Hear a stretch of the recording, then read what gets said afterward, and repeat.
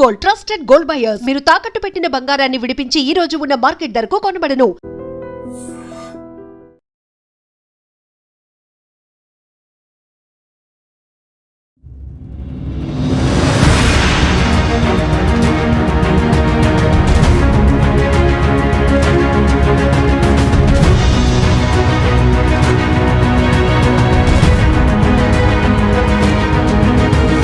ఇవాల్టి మన గెస్ట్ ఎవరో కాదు, నకరేకల్ ఎమ్మెల్యే వేముల వీరేశం గారు.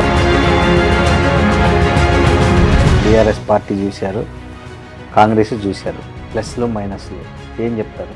అంటే కాంగ్రెస్ పార్టీలో పూర్తిగా ప్రజాస్వామ్యం, నువ్వు బతికేటువంటి ఒక ఫ్రీడము, నువ్వు పని చేసుకునేటువంటి ఒక ఫ్రీడము, నువ్వు ఎదగటానికి కూడా ఒక ఫ్రీడమ్ దీంట్లో ఉంటుంది. కానీ బీఆర్ఎస్ పార్టీలో వ్యక్తి స్వామ్యం ఉంటుంది. వ్యక్తికి నచ్చినట్టు, వ్యక్తి చెప్పినట్టు, వ్యక్తి మనోభావాలకు అనుగుణంగా పనిచేసుకోవాలి. ఆ వ్యక్తికి నచ్చకుండా మనమే వెళ్ళిపోవాలి, మనకు నచ్చకుండా మనమే వెళ్ళిపోవాలి. వేముల వీరేశం బీఆర్ఎస్లో ఎదుర్కొన్న ప్రధానమైన ఇబ్బందులు ఏంటి? ప్రధానంగా బీఆర్ఎస్లో ఆత్మగౌరవం అనేటువంటి ఒక సమస్యను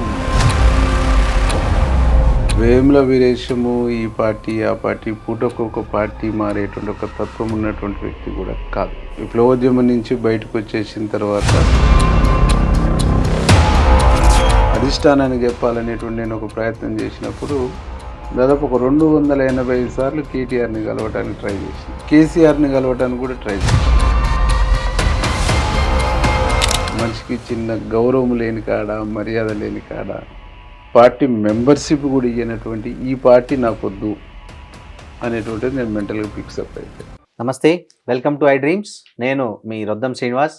ఇవాల్టి మన గెస్ట్ ఎవరో కాదు, నకరేకల్ ఎమ్మెల్యే వేముల వీరేశం గారు. ఆయన ఇప్పటికీ 2 సార్లు ఈ నియోజకవర్గానికి ఎమ్మెల్యేగా ఉన్నారు. అంతకుముందు విప్లవ ప్రజా జీవితంలో ఆయన చాలా కాలం పనిచేసి తర్వాత ప్రజా రాజకీయాల్లోకి వచ్చారు. 2 సార్లు ఎమ్మెల్యేగా ఉన్నారు నకరేకల్ నుంచి. ఇప్పుడు మనతో ఉన్నారు, మాట్లాడదాం వీరేశం గారితో. నమస్తే సార్. నమస్తే. ఏంటి, ఎలా ఉంది రాజకీయాలు? బాగున్నాయా? అంటే మీరు అండర్ గ్రౌండ్లో పనిచేశారు, రాజకీయాల్లో పార్లమెంటరీ రాజకీయాల్లో పనిచేస్తున్నారు. ఏది బెస్ట్ అనిపిస్తుంది మీకు ఇప్పుడు? 2 చూశారు కాబట్టి. అంటే దానికి ఉండే ప్రత్యేకత దానిది, దీనికి ఉండే ప్రత్యేకత దీనిది. అంటే దేనికి ఉండేటువంటి ఒక గొప్పతనం ఆ రాజకీయాలకు ఉంటుంది. అంటే విప్లవ రాజకీయాలు ఈ దేశ విముక్తి కోసము, ప్రజల యొక్క విముక్తి కోసము పనిచేసేటువంటి, సమాజం కోసం పనిచేసేటువంటి లక్ష్యం వేరుంటుంది. పార్లమెంటరీ ప్రజాస్వామ్య వెలుగులో, ఈ ప్రజాస్వామ్య వెలుగులో ఎన్నిక కాబడినటువంటి ప్రజాప్రతినిధులు ప్రభుత్వ పథకాలని, ప్రభుత్వ స్కీముల్ని ప్రజలకు అందివ్వడంతో పాటు ఒక మంచి పరిపాలన, మంచి అడ్మినిస్ట్రేషన్ ఇచ్చేటువంటిది ఇందులో ఉంటుంది. అంటే అందులో పరోక్షంగా ప్రజల కోసం నిత్యము పరితపించేటువంటి కమిట్మెంట్తో కూడుకున్న తత్వం ఉంటుంది. ఇందులో లీగల్గా ప్రజాస్వామికబద్ధంగా ప్రజల్ని కలుసుకోవటం, పనిచేయటం అనేటువంటి తృప్తి, అక్కడుండే తృప్తి అక్కడ, ఇక్కడుండే తృప్తి ఇక్కడ. సో ఇప్పుడు మీరు రాజకీయాల్లో ఉన్నారు, అక్కడ మీరు ఒక సిద్ధాంతంతో పనిచేశారు, కానీ రాజకీయాల్లో ఒక సిద్ధాంతమే పనిచేయదు. సో ఆ గ్యాప్ను మీరు ఎట్లా ఫేస్ చేశారు? అంటే జనరల్గా ఏ పార్టీకైనా, కాంగ్రెస్ పార్టీకైనా, కమ్యూనిస్ట్ పార్టీకైనా, బీజేపీ పార్టీకైనా, బీఆర్ఎస్కైనా, ఏ పొలిటికల్ పార్టీకైనా దానికంటూ ఒక ఐడియాలజీ ఉంటుంది, ఒక సిద్ధాంతం ఉంటుంది. ఆ సిద్ధాంతం వెలుగులోనే పార్టీ పనిచేస్తుంది. కాంగ్రెస్ పార్టీకి ఒక ఫిలాసఫీ ఉంటుంది. కాంగ్రెస్ పార్టీ ఫిలాసఫీ వెలుగులోనే కాంగ్రెస్ పార్టీ ముందుకు పోతూ ఉంటుంది. కాంగ్రెస్ పార్టీ ఈ దేశానికి స్వతంత్రం తెచ్చినటువంటి, స్వతంత్ర పోరాటంలో ఉన్నటువంటి నెహ్రూ, గాంధీ వాళ్ళ యొక్క ఐడియాలజీతోనే, వాళ్ళ యొక్క ఆలోచన విధానంతోనే ఇందిరాగాంధీ, ఆ తర్వాత వచ్చినటువంటి రాజీవ్ గాంధీ గారు కానీ, ఈనాటి సోనియా గాంధీ, రాహుల్ గాంధీ వరకు కూడా ఒక ఐడియాలజీతో పనిచేస్తారు. మేము కూడా వివిధ పొలిటికల్ పార్టీలను చూసినప్పుడు Congress party ideology, Congress party సిద్ధాంతము, కాంగ్రెస్ పార్టీకి ఉన్న లౌకిక తత్వం, ఇవన్నిటిని కూడా చూసిన తర్వాత మాకు రైట్ నౌ కరెక్ట్ పార్టీ కూడా కాంగ్రెస్ పార్టీలో. ఇందులో ఒక ప్రజాస్వామ్యం ఉంటుంది, మాట్లాడుకునేటువంటి స్వేచ్ఛ ఉంటుంది, తనకు నచ్చినటువంటి అభిప్రాయాల్ని, నచ్చినటువంటి భావాలను చెప్పేటువంటి ఒక స్వేచ్ఛ కూడా ఉంటుంది. కార్యకర్తకైనా, నాయకునికైనా, ఎమ్మెల్యేకైనా, మంత్రికైనా, ముఖ్యమంత్రికైనా ఎక్కడనైనా ఏ వేదిక పైనైనా తనకు నచ్చినటువంటి అభిప్రాయాన్ని స్వేచ్ఛగా చెప్పుకునేటువంటి ఒక స్వేచ్ఛాయుతమైనటువంటి వాతావరణం కాంగ్రెస్ పార్టీలో ఉంటుంది. కమ్యూనిస్ట్ పార్టీ కూడా అదే ఒక స్వేచ్ఛాయుతమైనటువంటి వాతావరణం, తనకు నచ్చినటువంటి అభిప్రాయాన్ని, నచ్చినటువంటి భావాన్ని కాన్స్టిట్యూషన్ కూడా అది చెప్తుంది. అవును. కాబట్టి దాన్ని నచ్చి మేము దీంట్లోకి వచ్చాం. మీరు 2 పార్టీలు చూశారు, బీఆర్ఎస్ పార్టీ చూశారు, కాంగ్రెస్ చూశారు. సో దానికి దీనికి చెప్పాల్సి వస్తే ప్లస్లు మైనస్లు ఏం చెప్తారు? అంటే కాంగ్రెస్ పార్టీలో పూర్తిగా ప్రజాస్వామ్యం ఉంటుంది. కింది నుంచి పైకి, పై నుంచి కిందికి ప్రతి చోట ప్రజాస్వామ్యం ఉంటుంది, స్వేచ్ఛ ఉంటుంది. నీకు నచ్చినట్టు, నీకు తోచినట్టు నువ్వు బతికేటువంటి ఒక ఫ్రీడము, నువ్వు పని చేసుకునేటువంటి ఒక ఫ్రీడము, నువ్వు ఎదగటానికి కూడా ఒక ఫ్రీడమ్ దీంట్లో ఉంటుంది. కానీ బీఆర్ఎస్ పార్టీలో వ్యక్తి సామ్యం ఉంటుంది. వ్యక్తికి నచ్చినట్టు, వ్యక్తి చెప్పినట్టు, వ్యక్తి మనోభావాలకు అనుగుణంగా పని చేసుకోవాలి. ఆ వ్యక్తికి నచ్చకున్నా మనమే వెళ్ళిపోవాలి, మనకు నచ్చకున్నా మనమే వెళ్ళిపోవాలి. అట్లాంటి ఒక నియంత్రితమైనటువంటి పద్ధతి ఉంటుంది. ఒక నిర్మాణము, సిస్టము, ఒక కమిటీ, కింది కమిటీ నుంచి పై కమిటీకి, పై కమిటీ నుంచి కింది కమిటీకి ఒకదాన్ని ఒకటి అభిప్రాయాన్ని షేర్ చేసుకోవటం కానీ, ఆలోచనలు షేర్ చేసుకోవటం కానీ ఉండదు అన్నట్టు. ఏ కమిటీ అయినా ఆ పైన ఉండేటువంటి ఆ పార్టీ వ్యవస్థాపక అధ్యక్షులు ఎవరైతే ఉన్నారో వాళ్ళు చెప్పిందే వినిపోవాలి. సమావేశాలనైనా, మీటింగులైనా, ఎక్కడనైనా, ఎన్నైనా తన ఆలోచనే మనందరి ఆలోచన, తన అభిప్రాయమే మనందరి అభిప్రాయమే, తన చెప్పిందే మనం ఆచరించడం అనేటువంటిది ఉంటుంది. కానీ కాంగ్రెస్ పార్టీలో అట్లుండదు. కింది స్థాయికి ఇప్పుడు ఉదాహరణకు జిల్లా పార్టీ అధ్యక్షులు ఎంపిక జరిగింది. ఏఐసిసి నుంచి ఒక ఇన్ఛార్జ్ వచ్చి మండల అధ్యక్షుల కాంచి మొదలుకుంటే గ్రామ అధ్యక్షుల కాంచి వాళ్ళ ఒపీనియన్స్ తీసుకొని, ఎమ్మెల్యేల ఒపీనియన్స్ అలాగ తీసుకొని, మండల అధ్యక్షుడి ఒపీనియన్ కూడా 1 to 1 తీసుకొని మొత్తం జిల్లాలో వచ్చినటువంటి అభిప్రాయాల్ని ఒక కాడ క్రోడీకరించేసి ఒక అధ్యక్షుని ఎంపిక ప్రక్రియ జరుగుతుంది. దాంట్లోనే డైరెక్ట్ అపాయింట్ చేసినే ఉంటుంది అన్నట్టు, అడగటం అనేటువంటిది ఉండదు. తనకు నచ్చినా, తను మెచ్చినా, తనకు దూషినటువంటి వ్యక్తిని పెట్టుకుంటారు. అంటే దానికి దీనికి ఆస్మాన్ ఫరక్ ఉంటుంది అన్నట్టు. ఒక జాతీయ పార్టీగా ఉంటుంది. మిగతా పార్టీల కంటే కూడా ఎక్కువ ప్రజాస్వామ్యం దీంట్లో. వేముల వీరేశం బీఆర్ఎస్లో ఎదుర్కొన్న ప్రధానమైన ఇబ్బందులు ఏంటి? ప్రధానంగా బీఆర్ఎస్లో ఆత్మగౌరవం అనేటువంటి ఒక సమస్యను వేముల వీరేశం బాగా ఫేస్ చేసిండు. ఎందుకు ఫేస్ చేసిండు అని అంటే, వేముల వీరేశము ఈ పార్టీ ఆ పార్టీ పూటకు ఒక పార్టీ మారేటువంటి ఒక తత్వం ఉన్నటువంటి వ్యక్తి కూడా కాదు. నేను విప్లవోద్యమం నుంచి బయటకు వచ్చేసిన తర్వాత ఏం చేయాలనేటువంటి ఒక ఆలోచన చేస్తున్నటువంటి క్రమంలో బయట నాకు పోలీసు నుంచి కూడా బాగా పెద్ద ఎత్తున ఒత్తిడి వస్తున్నటువంటి క్రమంలో అప్పుడు ఆలోచన చేసి సమాజం కోసం ఒక నూతన ప్రజాస్వామిక విప్లవ లక్ష్యం కోసం మేము విద్యార్థి దశ నుంచి విప్లవ రాజకీయాలలో ఉన్నాం. అది సాధించలేకపోయినాం. ఈ క్రమంలో కనీసం తెలంగాణ ఉద్యమంలోనైనా మనం పనిచేసి తెలంగాణ రాష్ట్రాన్ని సాధించినటువంటి దాంట్లోనైనా మనం భాగస్వాములు అవుదాం అనేటువంటి లక్ష్యంతో నేను టీఆర్ఎస్లో చేరినాను. టీఆర్ఎస్ ఉద్యమంలో యాక్టివ్ పాల్గొన్నాను. అనేక ఇన్సిడెంట్లలో కూడా నేను ఉన్నాను. కేసులలో ఉన్నాను, కేసులలో అరెస్ట్ అయ్యి 3rd degree కూడా అనుభవించినాను. అవన్నీ కూడా నేను ఫేస్ చేసినాను. ఫేస్ చేసినటువంటి క్రమంలో మేము దీంట్లోకి వచ్చినాడు ఎమ్మెల్యే అవుతాం అనుకోలేదు. పదవులు ఆశించి రాలేదు. పదవి వస్తుంది, రాష్ట్రం సాధించాలనుకున్నాం కానీ రాష్ట్రం వస్తుంది, వచ్చిన రాష్ట్రంలో ఎమ్మెల్యేలం అవుతాం అనేటువంటి ఆలోచన తప్పున కూడా ఎప్పుడూ లేదు. దానికోసమే కూడా పరితపించలేనట్టు ఉన్నటువంటి పరిస్థితి కూడా లేదు. వచ్చినాం చేయలేను, పని చేసినాం, మా పనిని కూడా గుర్తించిండ్రు, ప్రజల్లో ఉన్నాము. రాష్ట్రం వచ్చిన తర్వాత నెకరకల్లు గెలుస్తుందా గెలవదా అనేటువంటి ఒక పరిస్థితిలో ఒక్క ఓటుతోనైనా నేను గెలిచి వస్తాను అని చెప్పి అప్పుడు నా ప్రచారానికి ఒక్కసారి పార్టీ అధ్యక్షునిగా అప్పుడు ఉన్నటువంటి కేసీఆర్ వచ్చింది తప్ప మిగతా నాకు ఒక ఏజీ ఒక 45 years 50 years ఏజీ దాటినటువంటి వాళ్ళు ఒక్క వ్యక్తి 45 నుంచి 50 years ఎబోవ్ ఉన్నటువంటి ఒక్క వ్యక్తి కూడా నాతో ప్రచారంలో లేడు. మీరే సింగిల్ హ్యాండ్?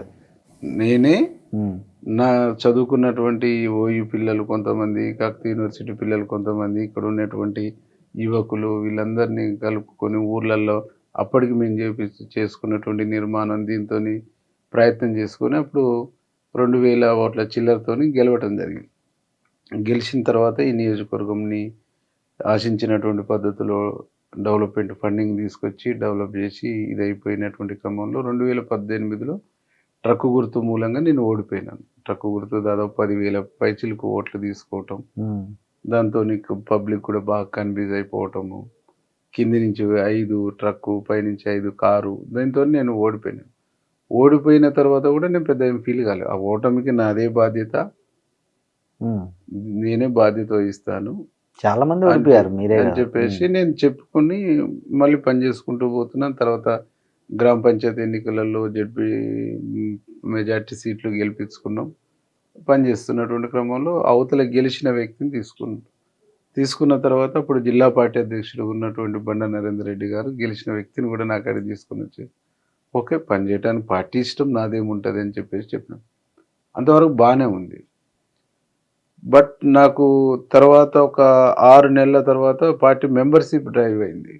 నాకు పార్టీ సభ్యత్వం ఇవ్వలేదు. వాళ్ళు మీకు పార్టీ సభ్యత్వం ఇవ్వలే. ఎక్స్ఎమ్మెల్యేకి పార్టీ సభ్యత్వం ఇవ్వకునేటప్పటికి అప్పుడు పెద్ద కాపర్తికి సంబంధించినటువంటి గంట్ల దయాకర్ రెడ్డి అని ఉన్నాడు. ఆ తర్వాత సంబంధించి ఇంకా ఇక్కడ పూజల్ల శంబన్న గారని అప్పుడు బీసీ కార్పొరేషన్ చైర్మన్ ఉండే, వీళ్ళంతా పెద్ద మనుషులంతా కలిసేసి అడుగుదాం పాండి అని చెప్పేసి అప్పుడు అడగటానికి పోయినాం తెలంగాణ భవన్కి. అడగటానికి పోయేసిన తర్వాత సమాధానం లేదు. చూద్దాం. ఎవరిని కలిసారు మీరు తెలంగాణ భవన్ లో? కేటీఆర్ని కలిసినాము, జగదీష్ రెడ్డిని కలిసినాము. ఏమన్నారు? అప్పుడు ఇన్ఛార్జి ఉండేటువంటి జిల్లా ఇన్ఛార్జి ఉండేటువంటి వ్యక్తిని కలిసినాము. మేము చెప్తాము, మేము జిల్లా ఇన్ఛార్జికి చెప్తాము తీసుకోండి. ఇక్కడ వచ్చేస్తే ఇవ్వద్దు అన్నారు. నీకు సభ్యత్వం మెంబర్షిప్ బుక్కులు నీకు ఇస్తే పాత టీఆర్ఎస్లో ఉండేటువంటి క్యాడర్ అంతా నీకన్నా మెంబర్షిప్ తీసుకుంటే ఇప్పుడు జాయిన్ అయిన కాడికి రాదు కాబట్టి నీకు ఇవ్వద్దు అనుకున్నాను. లాస్ట్ అంటే మీకు మెంబర్షిప్ ఇవ్వలేదా? మెంబర్షిప్ చేయమని మీకు బుక్స్ ఇవ్వలేదా? నాకు మెంబర్షిప్ ఇవ్వలేదు, మెంబర్షిప్ ఇవ్వమని బుక్ ఇవ్వలేదు. ఓకే, కనీసం నాకన్నా ఇవ్వండి. నాతో పాటు ఒక 100-200 మంది 200-300 మంది ముఖ్యమైనటువంటి వాళ్ళు ఉంటాం కదా, వాళ్ళ మీడికి వస్తాం ఇక్కడన్నా ఇవ్వండి అంటే ఇక్కడ ఇస్తే కూడా అవతల వ్యక్తికి మైనస్ అయింది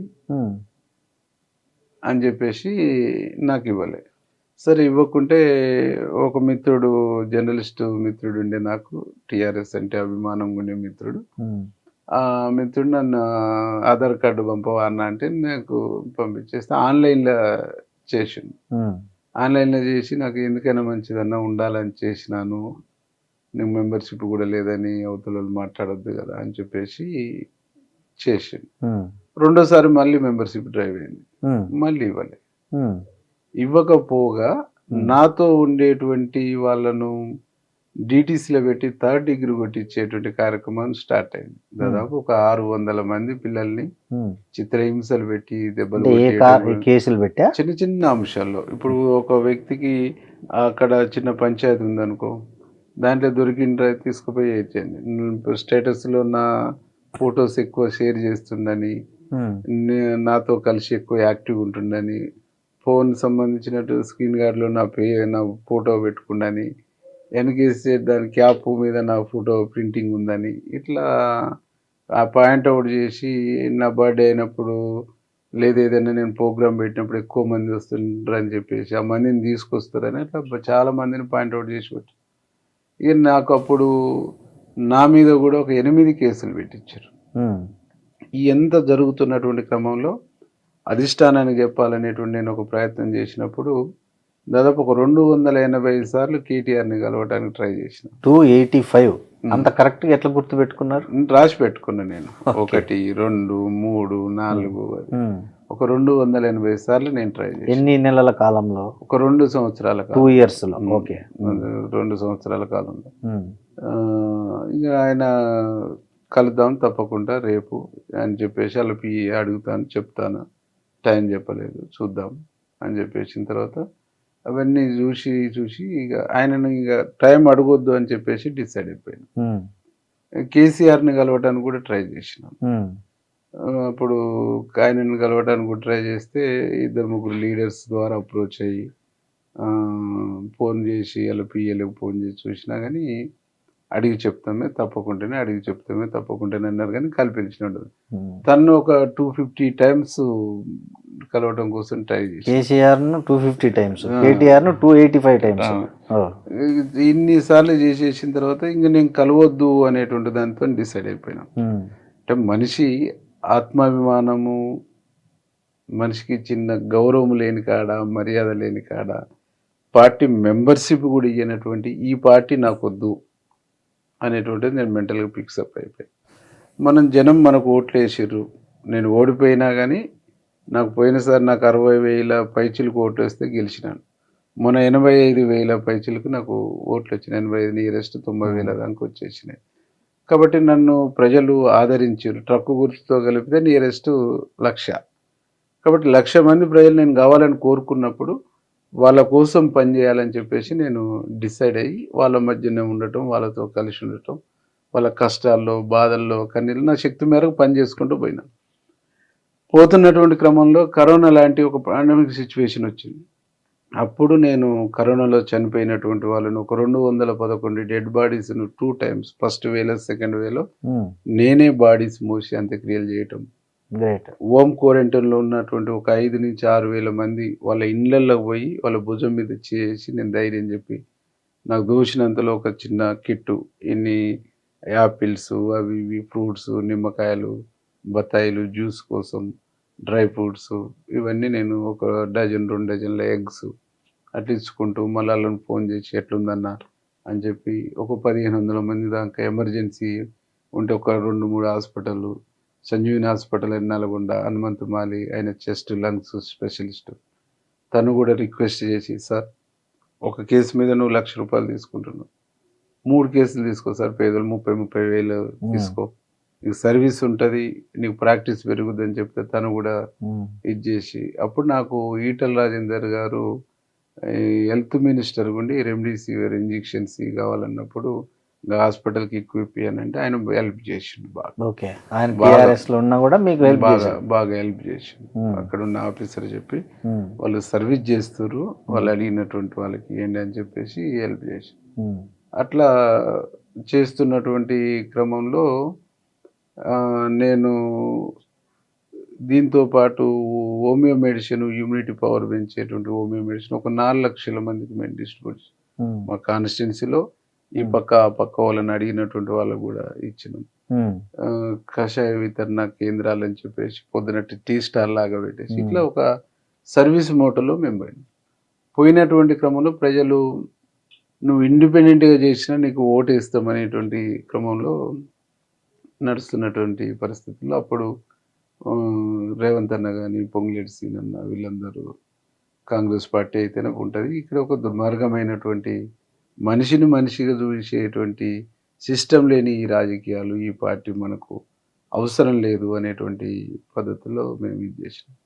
కనీసం మనిషిని సభ్యత్వాన్ని కూడా ఇవ్వటానికి, కలవడానికి కూడా అనర్వులుగా చూసేటువంటి నాట్ టచ్ మీ అనేటువంటి పద్ధతిలో అన్టచబుల్స్, వీళ్ళని ముట్టుకోవద్దు, వీళ్ళ సభ్యత్వం ఇవ్వద్దు, ఈ సభ్యత్వం ముట్టు ఇస్తేనో ఇది ఇస్తేనో వాళ్ళు ఏదో కీటాలు పడిపోతున్నట్టు ఫీల్ అవుతున్నటువంటి దీంట్లో బానిసత్వం చేసుకుంటూ ఉండవలసినటువంటి అవసరం లేదు అనేటువంటి. ఇక్కడ నాకు అర్థం కాని 2 క్వశ్చన్స్ అన్న. ఒకటి, మీరు సమర్థులు, ఆల్రెడీ గెలిచి నిరూపించుకున్న వాళ్ళు ఉన్నారు, మిమ్మల్ని కాదని ఆ వ్యక్తిని తీసుకోవాల్సిన అవసరం ఏమొచ్చింది? అది వాళ్ళకి తెలియాలి. ఆ పార్టీలో మనం లేము, అది వద్దనుకున్నాము, వదిలేసి వచ్చేసినాం. కాబట్టి అంత లోతుగా పోయి మీ టైం, నా టైము, ఇది చూసినటువంటి ప్రజల టైం కూడా వేస్ట్. వాళ్ళ గురించి ఎంత తక్కువ మాట్లాడుకున్నాం. ఆ పరిస్థితుల్లో మేము కాంగ్రెస్ పార్టీ నిర్ణయం తీసుకోవటం, అప్పుడు కాంగ్రెస్లకు వెళుతున్నాం అన్నప్పుడు ఒక ప్రయత్నం చేశారు. జగదీష్ రెడ్డి గారు మాట్లాడటము, వీళ్ళు మాట్లాడటము, ప్రభాకర్ రావు లాంటి వాళ్ళు మాట్లాడి భయపెట్టటము. ఏమని భయపడించారు?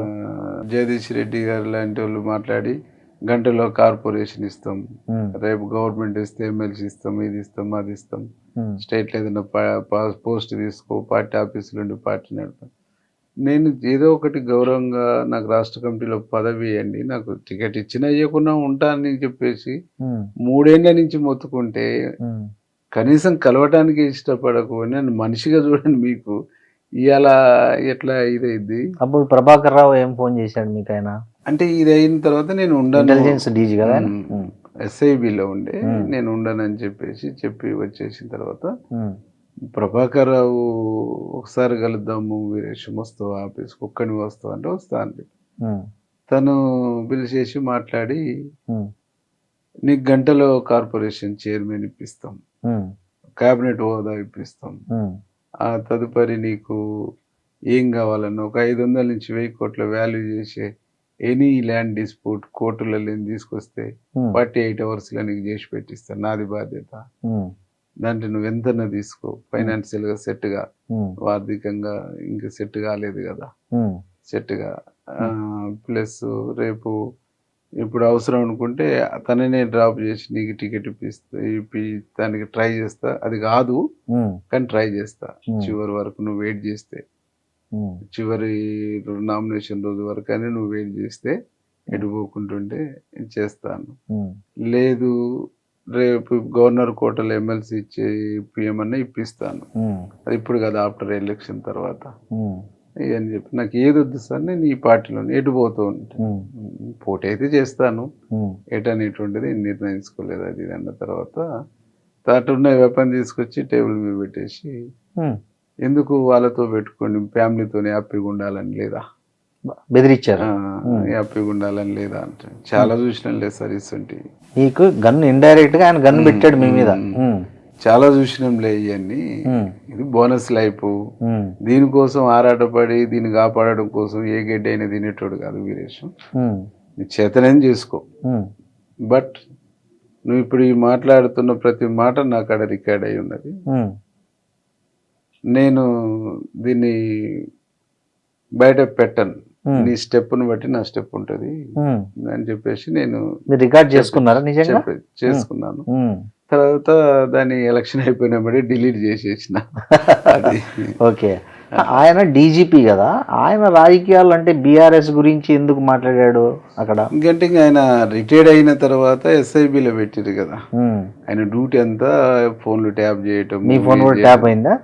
అది నిత్యం ట్యాపింగ్ లో ఉండే, మా కాడ ఆయన ట్యాపింగ్ డేటా తీస్తున్నప్పుడు రాజ్ కుమార్, మదన్ రెడ్డి అని నాకు క్లోజ్ ఫ్రెండ్స్, రాజ్ కుమార్, మదన్ రెడ్డి నాకు కొత్త బ్రదర్స్ లాగా, కష్టాల్లో సుఖాల్లో నాకు తోడుంటారు. వాళ్ళను డిపార్ట్మెంట్ వాళ్ళు పిలిచి మీ ఫోన్లు ట్యాప్ అయినాయి అని చెప్పేసి వాళ్ళ నుంచి కూడా రిపోర్ట్ తీసుకోరు. అట్లా నా చుట్టూ ఉండేటువంటి వాళ్ళందరినీ ఎలక్షన్లలో ప్రతి మండలానికి 5 మంది చొప్పున అందరు ఫోన్లు ట్యాప్ చేశారు. నా ఫోను 3 ఏళ్ళ నుంచి కంటిన్యూ ట్యాపింగ్లే ఉంది. అంటే మీ మీద ప్రధానంగా ఎవరైనా ఆరోపించేది ఏంటంటే మీరు దందాలు చేస్తారు, సెటిల్మెంట్లు చేస్తారు, ఏదన్నా భారీ పెద్ద పెద్ద భూములకు సంబంధించి, స్థలాలకు సంబంధించి గన్ను పెట్టి బెదిరిస్తారు, కోట్ల రూపాయలు సెటిల్మెంట్ రూపంలో వసూలు చేస్తారు. ఈ ఆరోపణలు చాలా ఉన్నాయి మీ మీద, వీటిలో ఏవి నమ్మాలని? ఎవరు చేసిర్రు అంటే దాన్ని బట్టి మాట్లాడదాం. ఎవరు చేసిర్రు? మీ ప్రత్యర్థులు అనుకోరాదు. ఇక్కడ ఉండే మాజీ ఎమ్మెల్యే చిరుమర్తి లింగయ్య చేస్తాడు. అంటే తన జీవితము, అంటే తన రాజకీయ జీవితం అంతా వీరేశం మీద మాట్లాడితేనే ఇక నాకు గత్యంతరం అనేటువంటి పద్ధతిలో చెప్తారు. ఇది ఇవాళ మాట్లాడతలేడు, 2014 నుంచి మొదలు పెట్టితే 2023 ఎన్నికల వరకు అదే మాట్లాడతాడు. నా మీద మాట్లాడతాడు, నా ఫ్యామిలీ మీద మాట్లాడతాడు, దందాలు చేస్తారంటాడు, దౌర్జన్యాలు చేస్తారంటారు, బెదిరిస్తారంటారు. ఇది పోనీ ఎక్కడ చేసినామంటే ఒక ప్రూఫ్ ఉండదు. జనరల్గా ఇట్లాంటి వాటికి ప్రూఫ్స్ ఉండవు కదా, జనరల్గా కాదు కదా, అసలు ప్రూఫే ఉండదు. బట్ ఎవడు తప్పుడోడు, ఎవడు తప్పులు చేస్తుండ్రు, ఎవడు నేరాలు చేస్తుండ్రు అనేటువంటిది ఈ నియోజకవర్గ ప్రజలకు తెలుసు. కాబట్టి 2023 ఎన్నికల తన రికార్డ్ అంతా తీసి చూడండి. డెవలప్మెంట్ యాక్టివిటీ ఇంకోటి చెప్పుడు తక్కువ, వీరేశాన్ని తిట్టడం, కొన్ని చోట్ల కోమటిరెడ్డి బ్రదర్స్ని తిట్టడం, రేవంత్ రెడ్డి గారు మా ముఖ్యమంత్రి గారిని తిట్టడం, దాంట్లో 50% నన్ను తిట్టడం ఉంటుంది. నా మీద ఆయన ప్రధానంగా ఏం చేస్తాడు, మాజీ నక్సలైటు ఈ నుంచి ఆడికి ఇది. అంటే మాజీ నక్సలైట్లు అంటే కనీస ఎథిక్స్ లేకుండా, కనీస విలువలు లేకుండా ఎక్కడికంటే అక్కడ దిగజారిపోయి బతుకుతారనేటువంటి ఒక కాన్సెప్ట్ ఉన్న అవగాహన రాహిత్యము, అవగాహన లేనటువంటి వ్యక్తులు అవతల ఉన్నటువంటి వ్యక్తులు. ఒక ఐడియాలజీ ఉంటే, ఒక సిద్ధాంతం ఉంటే, సమాజం పట్ల, వ్యవస్థ పట్ల, మనుషుల పట్ల, సిస్టమ్ పట్ల ఒక స్పష్టమైనటువంటి అవగాహన ఉంటే మాట్లాడరు. మనం మాట్లాడినాం, మన నోటి నుంచి మాట వచ్చిందంటే నీకాడ ఒక పేపరో, రసీదో, మసీదో ఉండాలి.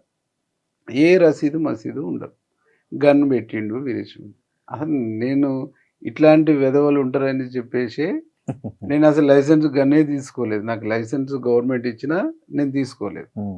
ఎందుకు దాన్ని నేను ఉత్తపట్టుకున్నా ఇట్లాంటి మాటలు మాట్లాడతారనే చెప్పేసి నేను తీసుకోలేదు. పోనీ నేను ఎమ్మెల్యే ఉన్నప్పుడు నాకు గన్మెన్లను కూడా తీసేపించారు. ప్రభుత్వంలో గన్మెన్లను తీసేపించారు. ఎందుకు? నేను మాజీ ఎమ్మెల్యే అయిన మరుక్షణం ఈయన జైన్ అయిన ఏమంటే అందరు మాజీ ఎమ్మెల్యేలకు గన్మెన్లు ఉంటారు ఈ రాష్ట్రంలో.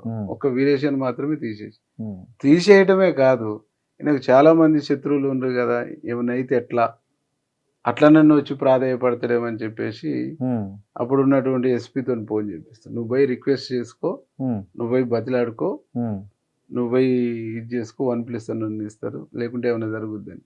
అంటే వీళ్ళు భయపెట్టి గన్మెన్లను తీసేసి కేసులు పెట్టి మెంబర్షిప్ ఇవ్వకుండా ఇట్లా అనేక రకాలుగా హింసించిన నేనుగా నిలబడటము, నేనుగా సస్టైన్ కావటము, మళ్ళీ గెలవటం అనేటువంటిది వీళ్ళకు నిద్రపట్టనటువంటి అంశం.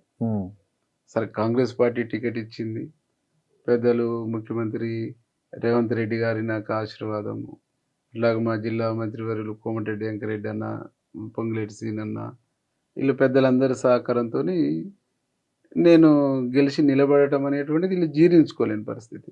ఇక ఏం చేయాలి, నా మీద అవినీతి ఆరోపణలు చేయడానికి లేదు. పోనీ ఈ నియోజకవర్గంలో ఎక్కడన్నా వీరేశము గీలకాడ లంచం తీసుకుండు, గీలకాడ పర్సెంటేజ్ తీసుకుండు, ఈ నియోజకవర్గంలో గీ బిజినెస్లు చేసిండు అనేది ఎక్కడన్నా చూపించమనండి. ఇంకో ఈ 2-3 రోజులు ఈ కొద్ది రోజుల క్రితం ఆయన ఈ వరి గురించి కూడా మీ మీద ఆరోపణలు చేశాడు చిరుమర్తి లింగయ్య. ఏ వరి? ఆయన ఎవరో అమ్మితే వాళ్ళకు అమ్మకుండా చేశాడు, ఒక రైతు తీసుకెళ్తే అక్కడ టోకన్ ఇవ్వకుండా చేశాడు, ఎమ్మెల్యే ఫోన్ చేసి ఈ గిట్టుబాటు ధర దగ్గర గోడౌన్ ఫోన్ చేసి తీసుకోకుండా చేశాడు. ఇంద్రపాల నగరం అంటే ఎంత భావదారిద్ర్యం అంటే వీళ్ళది. నా నియోజకవర్గ ప్రజలు, మంచి ప్రశ్న, నా నియోజకవర్గ ప్రజలందరూ కూడా తెలవాలి. రైతాంగం మొత్తము కల్లాలలో ఒడ్లు పోసి కొంచెం అవి వర్షం వచ్చి తడిసి రంగు మారి కొంచెము ధూళి ఈ తాలు ప్లస్ పొట్టు ఇది మన గడ్డి ఉండేసి తూర్పార పట్టుకుంటూ 20 రోజులు 25 రోజులు 30 రోజుల నుంచి ఇబ్బంది పడతాం రైతులంతా. నాకు తను మాట్లాడిన దాకా అది ఏం జరిగిందో విషయం తెలియదు. తర్వాత నేను కలెక్టర్ గారికి అక్కడ ఉండేటువంటి ఆఫీసర్స్ ఫోన్ చేసి తెలుసుకున్నాను. ఏ కళ్ళంలోకి ఒడ్లు వచ్చినా ఎంట్రీ రిజిస్టర్ ఉంటుంది. అంటే నీ కళ్ళంలో నీకు ఒడ్లు పోసినప్పుడు ఎంట్రీ రిజిస్టర్లో మెన్షన్ చేస్తారు, ఈరోజు పలానా వాళ్ళ ఒడ్లు, పలానా వీరేశం, పలానా శ్రీనివాస్ అన్న ఒడ్లు వచ్చినాయి అని చెప్పేసి సీరియల్ నెంబర్ రాస్తారు. మ్యాచర్ చూస్తున్నప్పుడు కూడా ఈరోజు మ్యాచర్ చూసినప్పుడు నీకు మ్యాచర్ పర్సంటేజ్ ఎంత ఉందో వేసుకుంటూ పోతుంటారు డైలీ. ఇది ప్రాసెస్. నీకు ఎన్ని గన్ని బ్యాగ్స్ ఇచ్చినాయో రాస్తారు. ఆయన చెప్పినటువంటి క్యాండిడేట్ జగదీష్ రెడ్డి గారి వల్ల బంధువు, ఆయన ఒరి కోసిండు. ఒరి కోసేసి ఏం చేసిండు, ఆయన ఇంటికాడనే కుప్ప పోసుకుండు. అదే రోజు ఇంటికాడ కుప్ప పోసుకుండు. నైట్ 10 గంటల తర్వాత కళ్ళంలోకి వచ్చేసి బస్తాలు తీసుకొని పోయేసి, కాటా తీసుకొని పోయేసి ఆడ బస్తాలు నింపి జోకి డైరెక్ట్ ఆనించటే మిల్లుకి తీసుకొని పోయి, ఆ మిల్లు అయినా నాకు కేటాయించిన టార్గెట్ కంప్లీట్ అయిందని చెప్పేసి అక్కడున్న ఓట్లని హనుమకొండకు పంపుతావు. ఈ రైతులు పోయేసి మా ఓట్లు హనుమకొండకి ఎట్లా పంపుతావు, మా మ్యాచర్ వచ్చినాయి, మేము 20 రోజులు ఎండబెట్టుకొని అమ్మినాము, ఇప్పుడు కోసినాయి ఏ ప్రాతిపద ఎగబట్టలేదు, మ్యాచర్ రాలేదు, ఎట్లా పోతావు, అవి కొన్నప్పుడు మాయ కొనాలని చెప్పేసి రైతులు ఆపేసి, ఆపేసిన తర్వాత వీళ్ళు ఏం చేయాలి, మేము పచ్చి అమ్ముకుంటున్నాం, 1 కేజీ 2 కేజీలో తగ్గించేసి అమ్ముకుంటున్నామని ఏదో తిప్పలు పడాలి. అవును. ఇప్పుడు నేను కూడా ఉన్నాను, ఉమ్. నేను కూడా పచ్చొడ్లు అమ్ముకోవాలనుకున్నప్పుడు దాన్ని తగ్గిస్తారు. దాన్ని తగ్గించేసి అమ్ముకుంటే ధర ఏదో- తగ్గిస్తారు. ఏదో తిప్పలు పడతాం. ఉమ్. నేను మార్కెట్లో పోయాలనుకున్నప్పుడు మార్కెట్లో ఎండబెట్టి మ్యాచర్ వచ్చినాకనే పంపుతాం, లేదు బాయ్ కన్నా ఎండబెట్టుకుంటాం, తీసుకొచ్చేసి ఇది చేసేస్తాం. దీన్ని చేసుకోవడం చేతగాక లారీ ఆపిరు దించిరు అంటే లారీ ఓడెత్తాలి, కాట ఓరేయాలి, ఎక్కడ కొనాలి వడ్లు? ఐకేపీ సెంటర్లో పిఎస్సి సెంటర్లోనో కొనాలి. అంటే నువ్వు ఒక పెద్ద పటేలు మంత్రి గారి మాజీ మంత్రి గారి వల్ల బంధువు అయినంత మాత్రాన నీ వర్షం పోయంగా నీ బాయి కాడికి వచ్చుకుంటారా? అంటే రైతులకు ఒక న్యాయం, నాయకులకు ఒక న్యాయం. ఇది మళ్ళీ ఎటో పోతుంది అని చెప్పేసి ఆడ టీఆర్ఎస్ గ్రామశాఖ అధ్యక్షుని పేరు రాపిస్తారు, ఈ ఒడ్లు ఆయనే అని. ఉమ్. ఆయనకి ఎన్ని ఎకరాల భూమి ఉంది, ఎన్ని పుట్టొడ్లు అయితే అని ఆ ఊరోళ్ళకి తెలియదా? ఉమ్. ఇదంతా చేసేసి ఓట్లు దించలేదు. నువ్వు కొట్లాడింది రైతుల ఓట్ల కోసమో పేదవాని ఓట్ల కోసమో కాదు. మీ నాయకుని ఓట్లు కళ్ళములకు రాకుండా నేరుగా మిల్లుకు పోవాలి, మ్యాచర్ రాకుండా మా ఒడ్లు కొనాలి, దీన్ని తూర్పార పట్టకుండా మా ఒడ్లు కొనాలి, మేము ఆడించి ఆడికి మా ఇంటికే వచ్చి బస్తాలు నింపాలి, మా ఇంటికే వచ్చి కాటా వేయాలి, మా ఇంటికే వచ్చి లోడ్ పెట్టుకొని పోయి కొనాలనేటువంటిది వాళ్ళ సిస్టమ్.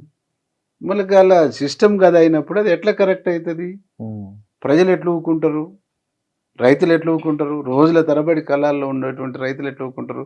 రైతులేమో హనుమకొండ పోయి అమ్ముకోవాలి, ఉమ్. వాళ్ళ ఓట్లేమో వాళ్ళ ఇంటికాడ లోడ్ ఎత్తాలి, వాళ్ళ ఇంటికాడ కొనాలి, ఇక్కడ మిల్లులు అమ్మాలి. ఉమ్. ఎట్లా కరెక్ట్ అది?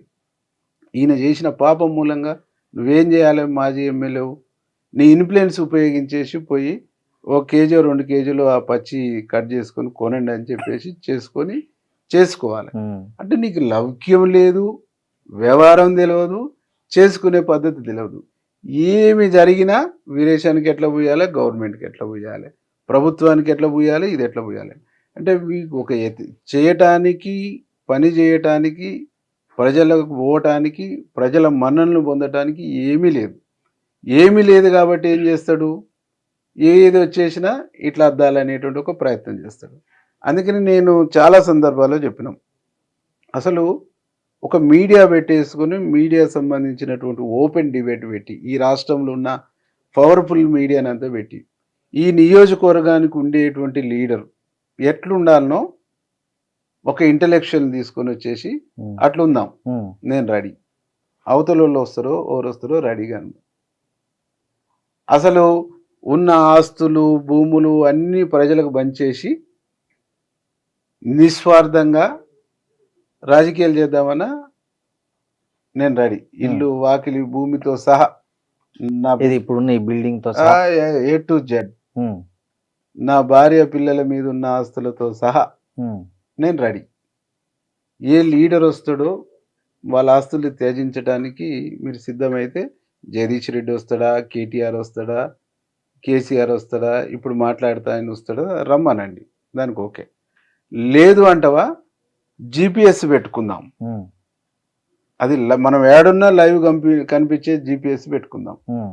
ఎవరు ఏం నేరాలు చేస్తుండ్రు, ఎవరు ఏం పాపాలు చేస్తుర్రు, ఉమ్. ఎవరు ఏం తప్పులు చేస్తుర్రు, ఎవరు ఏమి కార్యకలాపాలు చేస్తున్నారు, అమెరికా పోలీసులు పెట్టుకున్నట్లు బాడీ కెమెరా పెట్టుకుందాం అంటారు. బాడీ అన్ని దాంట్లో రికార్డ్ కెమెరా అవుతాయి. రైట్ ఉమ్.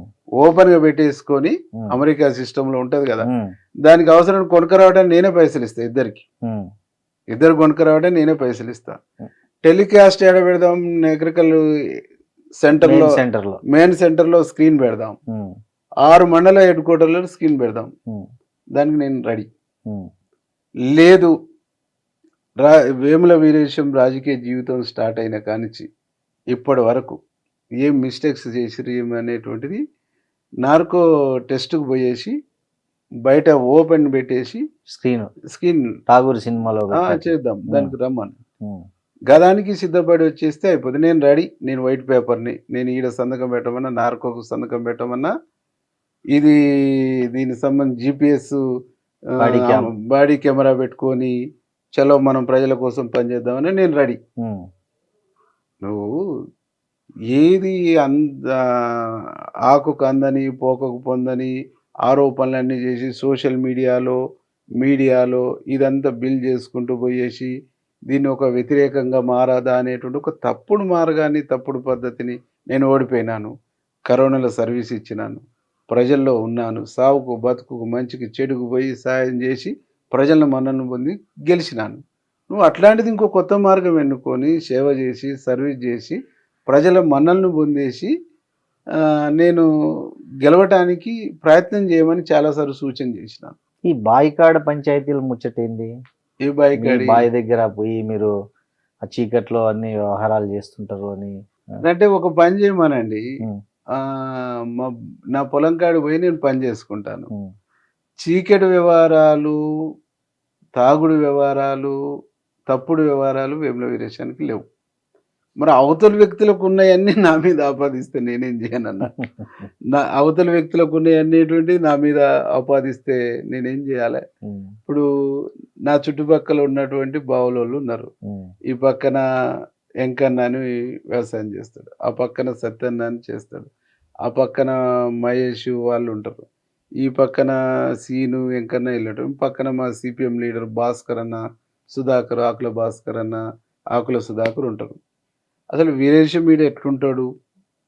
వీరేశం మీద ఏం పని చేసుకుంటాడు? గంట 2 గంటలు అర్ధ గంట వస్తే బయకడ పని చేసుకుంటాడా, తాగి తందనాలు ఆడతాడా అనేటువంటిది అడిగితే చెప్తారు కదా.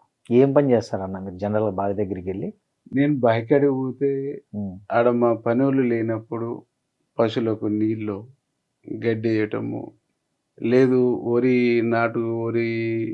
కోస్తున్నప్పుడు ఉండి పని చేసుకోవటము, నాటు పెట్టినప్పుడు పొలంలో నీళ్లు, బావిలో సంబంధించినటువంటి నీళ్లు, ఆ మోటార్లు ఖరాబ్ అయినప్పుడు బాగు చేయించుకోవటం, నేను మండే పోసిన కానించి, మండే కట్టే కానించి, మొలక జల్లే కానించి, నాటు పెట్టే కానించి, కలుపు మందు కొట్టే కానించి, కలుపు పోయి తీసేసి మళ్ళీ రెండోసారి యూరియా వేసే కానించి, అది పొట్టకొచ్చిన తర్వాత ఊస తిరుగుడు రాకుండా ఉండటానికి పురుగు మందు కొట్టించే కానించి వరి కోసేంత వరకు నేను నిరంతరం మానిటరింగ్ చేసుకుంటాను. ఓకే. ఎందుకు మానిటరింగ్ చేసుకుంటాను, చూస్తాను, నా శక్తి మేరకు అక్కడ పని చేస్తాను. నేను లేకున్నా ఆడున్న మా మేనబావ ఉంటాడు, మాకు 2 పని వాళ్ళు ఉంటారు, భార్య భర్తలు, వాళ్ళకు ఫోన్ చేసి మోటార్ పెట్టిరా నీళ్ళు దిగినాయి అని, నేను ఆడ లేకున్నా నేను మానిటరింగ్ చేసుకున్నాను. ఎందుకంటే చిన్నప్పటి నుంచి నాకు వ్యవసాయం అంటే ఇష్టం. మా నాన్న వ్యవసాయ కుటుంబం. మా నాన్న మనిషికి ఒక 7-8 ఎకరాల 10 ఎకరాల భూమి ఇచ్చిండు. మా అన్నలకు ఇచ్చిండు, నాకు ఇచ్చిండు, మా పెదనాన్నకు భూమి ఉంది, మా బాబాయికి భూమి ఉంది. మాదంతా వ్యవసాయ కుటుంబం. కాబట్టి వ్యవసాయం అనేది మాకు పిచ్చి వ్యాపకం. నాకు వ్యవసాయం అనేటువంటిది పిచ్చి వ్యాపకం, ప్రజల కోసం పనిచేయాలనేటువంటిది కూడా ఒక వ్యాపకం. అంటే నేను అగ్రికల్చర్ను, రాజకీయాల్ని రెండింటిని కూడా సమపాలలో చూసేటువంటి వ్యక్తిని. నిజంగా నేను బిజినెస్లో, వ్యాపారాలు, రియల్ ఎస్టేటు, ఇంకోటో చేయాలనుకుంటే నేను హైదరాబాద్లో కూర్చొని ఏదో చేసుకునేటువంటి వాడిని. కాబట్టి నేను కష్టపడి ₹1 సంపాదించుకుంటాను. కష్టపడి ₹1 వచ్చిందని 50-60 పైసలు నేను పబ్లిక్ ఖర్చు పెడతాను.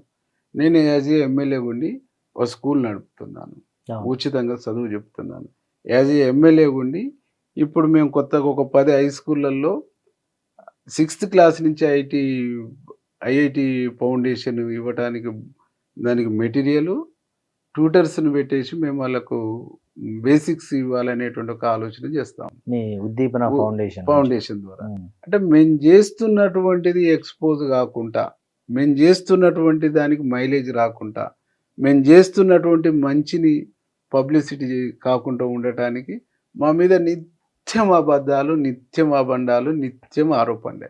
అందుకని మీరు ఇంతకుముందు చెప్పినట్టు అమెరికాలో ఉన్నటువంటి ఒక సిస్టము ఆయనకోటి నాకోటి తలిగిచ్చేస్తే అది బయట సమాజం డిసైడ్ చేస్తుంది. ఇక ఎవరు ఎట్లాంటి వాళ్ళు అనేటువంటిది డిసైడ్ చేస్తుంది. అట్లా విదేశం అనేటువంటి వాడు అప్పు చేసుకుంటాడు తప్ప జీవితంలో తప్పు చేయడు. తప్పు చేయవలసినటువంటి అవసరం కూడా లేదు. ఎందుకు లేదు అని అంటే, నా పిల్లలు ఉండరు, మంచిగా చదువుకోరు. నా బిడ్డ ఎంబీబీఎస్ ఫస్ట్ ఇయర్ అయిపోయి సెకండ్ ఇయర్ ఫ్రీ సీటు ఏ కేటలో సీటు తీసుకుంది. నా కొడుకు యూకే పోయిండు, బీబీఏ చేసి వచ్చిండు, వాడు ఏదో బిజినెస్ ప్లాన్ చేసుకుంటుండు. కాబట్టి నా పిల్లలకు కోట్లాది రూపాయలు సంపాదించి పెట్టాలనేటువంటి ఆశ, ఆలోచన నాకు అస్సలు లేదు. నేను ఆ 30 ఎకరాల భూమి కొనుక్కున్న తర్వాత, ఆ భూమికి సంబంధించి రేట్ వచ్చిన తర్వాత, చాలు నేను దీని మీద ఇది చేసుకుంటాను. నాకేమన్నా ఏమన్నా పెట్టుబడి పెట్టి ₹1 కావాలనుకున్నప్పుడు దీన్ని కుదవబెడితే ఇన్ని పైసలు వస్తాయి, అవి తీసుకుపోయి వేరే కాడ పెట్టుకుంటే ఆడన్న రూపాయి వస్తే నేను వచ్చిన రూపాయి ఖర్చు పెట్టాలనేటువంటి కాన్సెప్ట్ ఉన్నటువంటి ఉంది తప్ప, కోట్లాది రూపాయలు కూడబెట్టేసి ఇది చేసి జలసాలు చేయాలి, ఇది చేయాలనేటువంటిది లేదు. నేను పుట్టిన కాంచి ఈ రోజు వరకు ఒక్క సింగిల్ డ్రాపు లిక్కర్ నాకు టచ్ కాలేదు. ఒక్క సిగరెటు నేను టచ్ చేయలేదు. ఇట్లా నేను నిజాయితీగా, నీతిగా ఉన్నాను. బట్ అట్లాంటి నిజాయితీ, నీతి ఉన్నటువంటి బీఆర్ఎస్ లీడర్లు ఎవరుంటే రమ్మని లైవ్ డిటెక్టర్ పెట్టుకొని చూద్దాం. కానీ ఇవన్నీ ఏమీ లేకుండా, ఏం విలువలు లేకుండా, ఏం ఎథిక్స్ లేకుండా, నోటికి ఏదొస్తే అది మాట్లాడుకుంటూ, నోటికి ఏదొస్తే అది ఇది చేస్తూ, మనుషుల్ని కిడ్సైజ్ చేసి ఇది చేయాలనేటువంటి తత్వం ఏదైతుందో దీన్ని సమాజము యాక్సెప్ట్ చేయదు. సమాజం దేన్ని యాక్సెప్ట్ చేస్తుంది? నువ్వు చేసే మంచిని యాక్సెప్ట్ చేస్తుంది, నువ్వు చేస్తున్నటువంటి సేవను యాక్సెప్ట్ చేస్తుంది, నువ్వు చేస్తున్నటువంటి సాయాన్ని యాక్సెప్ట్ చేస్తుంది, నువ్వు ఉంటున్నటువంటి తీరుని యాక్సెప్ట్ చేస్తుంది, నువ్వు ఉంటున్నటువంటి నీతి నిజాయితీని యాక్సెప్ట్ చేస్తుంది. కాబట్టి మనది నోరుంది కదా, మాట్లాడుకుంటే ఏమంటుంది, వీడికి ఇంతే రాజకీయాలు లేవు, వీడు ఎప్పుడు ఒక వ్యక్తి మీద వేర్చలేదు. నేను ఏ రోజు కూడా ఆ వ్యక్తి గురించి పేరు తీసి మాట్లాడటానికే నేను సిద్ధపడను. ఎందుకు? ఒక ఇంటలెక్చువల్ ఏం చెప్తాడంటే, ఒక మేధావి, నేను ఒక బుక్ చదివినప్పుడు, ఎవరైనా ఒక వ్యక్తి తెలిసో తెలియకో తప్పులు చేసుకుంటూ పోతున్నప్పుడు, ఆ తప్పుల నుంచి రియలైజ్ అయ్యి వచ్చి మళ్ళీ సమాజంలో పని చేయాలి, సమాజంలో మనిషిగా తను ఉండాలి అని అనుకుంటే అక్కడ స్కోప్ ఉండాలి, స్పేస్ ఉండాలి. ఆ స్పేస్ లేకుండా చేస్తే తిరిగి మళ్ళీ ఆ తప్పిదంలోకి వెళ్ళటానికి అవకాశం ఉంటుంది. కాబట్టి ఆ మాట్లాడుతున్నటువంటి వ్యక్తి తను ఇప్పటి వరకు చేసి వచ్చినటువంటి తప్పిదాలన్నీ సరి చేసుకొని సమాజంలో మనిషిగా నిలబడి సేవ చేయటానికి ఇంకా స్పేస్ ఉండాలి అనేటువంటి దాంతోనే నేను వ్యక్తిగతం జోలికి పోవట్లేను. నేను వ్యక్తిగతంగా మాట్లాడటం అనేటువంటిది స్టార్ట్ చేస్తే నా కాడ ఉండేటువంటి ఎవిడెన్స్, తను చేస్తున్నటువంటి తప్పిదాలు, తను చేసినటువంటి ఇది, తను చేస్తున్నటువంటి నేరాలు, తను చేసినటువంటి ఘోరాలు, ఇవన్నీ కూడా ఎగ్జాంపుల్ కొన్ని చెప్పండి. నేను చెప్పాను.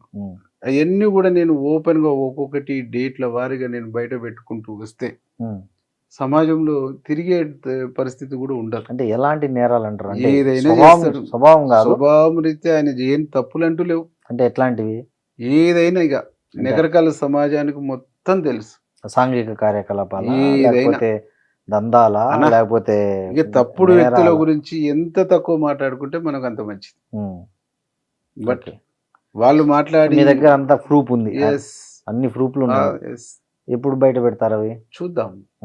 శుతిపించినప్పుడు, నోరు కంట్రోల్లో లేనప్పుడు, ఇంకా పదే పదే పదే పదే పదే అబద్ధాలు మాట్లాడుతున్నప్పుడు, వాస్తవాలు ఫలానా వ్యక్తి క్యారెక్టర్ ఇది, ఫలానా వ్యక్తి ఎలక్షన్ ముందు బయట పెడతారా? ఎప్పుడైనా కావచ్చు. ఓకే, ఇక 5 ఏళ్ళు కావచ్చు, 10 ఏళ్ళు కావచ్చు, ఎప్పుడైనా కావచ్చు.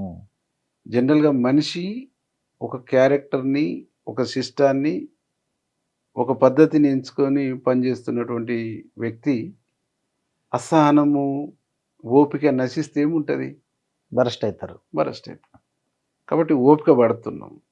ఆ ఓపికని ఇంకా కొంతకాలము ఎక్స్టెండ్ చేసుకుంటూ పోతున్నాం. ఎందుకు అంటే అవతల వ్యక్తి కూడా ఒక కింది క్యాస్ట్, కింది కులం నుంచి, కింది వర్గం నుంచి వచ్చి ఉన్నటువంటి వ్యక్తులు కాబట్టి ఆ వ్యక్తుల జీవితాన్ని స్మార్ట్ చేసే, ఆ వ్యక్తుల జీవితాన్ని ఇబ్బంది చేసే పని ఇది కూడా వేరియేషన్ చేయడు. ఎందుకంటే ఆ వర్గాల నుంచి వచ్చినటువంటి వారు కాబట్టి, కింది వర్గాల నుంచి వచ్చినట్టు కాబట్టి ఈ మెట్టుకి ఎక్కుకుంటూ రావటానికి ఎన్ని కష్టాలు ఉంటాయో, ఎన్ని బాధలు ఉంటుందో, ఎంత దుఃఖం ఉంటుందో, ఎంత అవమానం ఉంటుందో తెలిసినటువంటి వ్యక్తిని కాబట్టి నేను అట్లాంటి వర్గాల నుంచి వచ్చినటువంటి వ్యక్తులకు నేను చేసే అడ్వైజ్ ఏంటంటే, మీరు ఈ సమాజంలో జరుగుతున్నటువంటి తప్పుల మీద మీ శక్తిని, మీ యొక్క చావను మీరు ఉపయోగించండి, మీ తెలివిని అట్లా ప్రయోగించండి. 10 మందికి దోహదపడి 10 మంది మార్పుకు 10 మంది మంచికి దోహదపడేటువంటి అంశాల మీద కాన్సన్ట్రేషన్ చేయమని చెప్తా. కాబట్టి ఏదో ఒక లైన్ ఎంచుకొని ఏదో ఒక పద్ధతి ఎంచుకొని తన పని తను చేసుకుంటూ తన మనాన తను ఉంటున్నటువంటి వ్యక్తులని గిచ్చి గిల్లి రెచ్చగొట్టి వాళ్ళను ఊరికే పదే పదే పదే పదే పదే పదే పొడిచి మనుషుల యొక్క వ్యక్తి దాన్ని ఏమంటారు సహనం. సహనం కంటే వ్యక్తి యొక్క క్యారెక్టర్ని క్వశ్చన్ మార్క్ చేసేటువంటి ఒక పద్ధతిలో వస్తే ఇంకా అంతకు రెట్టింపైనటువంటి ఆన్సర్ వచ్చినప్పుడు అంతకు రెట్టింపైనటువంటి సమాధానం వచ్చినప్పుడు అంతకు రెట్టింపైనటువంటి ఈ ప్రతిఘటన. ప్రతిఘటన కంటే అంతకు రెట్టింపైనటువంటి ఎవిడెన్స్ వచ్చినప్పుడు అవతలోళ్ళు కూడా ఇబ్బంది పడేటువంటి పరిస్థితి వస్తుంది. అవతలోళ్ళు ఇబ్బంది పడే పరిస్థితి వస్తుంది. కాబట్టి అది రావద్దు అనేటువంటి నేను కోరుకుంటున్నాను. మంచిదే, మీరు మంచిగానే చెప్పారు. కానీ మీకు నయీంకు మధ్య ఏం జరిగింది? ఎందుకు మీ ఇద్దరి మధ్య శత్రుత్వము? ఏదంతా ఓల్డ్ స్టోరీ అన్న. ఎందుకు అంటే జనాలకు తెలియదు. నయం లేకపోయా నయం కానీ చచ్చిపోయా. నిజాలైతే బయటికి తెలవాలి కదా. చాలా సార్లు ఇప్పుడు ఆయన బతికున్నప్పుడు అంటే ఒకవేళ ఏదైనా అనుకో, ఆయన లేదు. రాములన్న సాంబశివుడన్నను టార్గెట్ చేస్తున్నటువంటి క్రమంలో మేమంతా టిఆర్ఎస్ లో ఉన్నప్పుడు టిఆర్ఎస్ లో ఉన్నటువంటి వాళ్ళందరినీ పోల్లు చేసి బెదిరించి హుకుం జారీ చేసి ఆ నల్లగొండల వినాయకుడిని పెట్టినప్పుడు ఆడికి రావాలి, కొబ్బరికాయ కొట్టాలి, మీరు అటెండ్ కావాలి, లేకుంటే చూస్తా చేస్తా అని ఇట్లా చాలా సందర్భాల్లో ఇది చేసిండు. మీ పిల్లల్ని కూడా లేపేస్తా అని ఇంకా అంటాడు. ఇంకా ఆయన అనుకుంటే మీరు ఎట్లా దాన్ని ఫేస్ చేశారు? ఇక మేము ఒక 20 ఏళ్ళు విప్లవోద్యమంలో ఈ జీవితం ప్రజల కోసం త్యాగం చేయాలి అనేటువంటి మరణ శాసనాన్ని నుదిటిన రాసుకున్నటువంటి వాళ్ళు భగత్ సింగ్ చెప్పినట్టు నుదిటినే మరణ శాసనాన్ని రాసుకొని 20 ఏళ్ళు ప్రజా విప్లవ రాజకీయాల్లో ఉన్నటువంటి వాళ్ళం. కాబట్టి ఈ ప్రాణం మీద, ఈ బతుకు మీద, ఈ జీవితం మీద ఒక్క క్షణం కూడా తీపి ఉండదు వీరేశాన్ని. జనం కోసము ఈడ చావాల్సి వస్తుంది, జనం కోసం ఈడ మనము త్యాగం చేయవలసి వస్తుంది అంటే దానికి ఎప్పుడైనా సిద్ధపడతాం.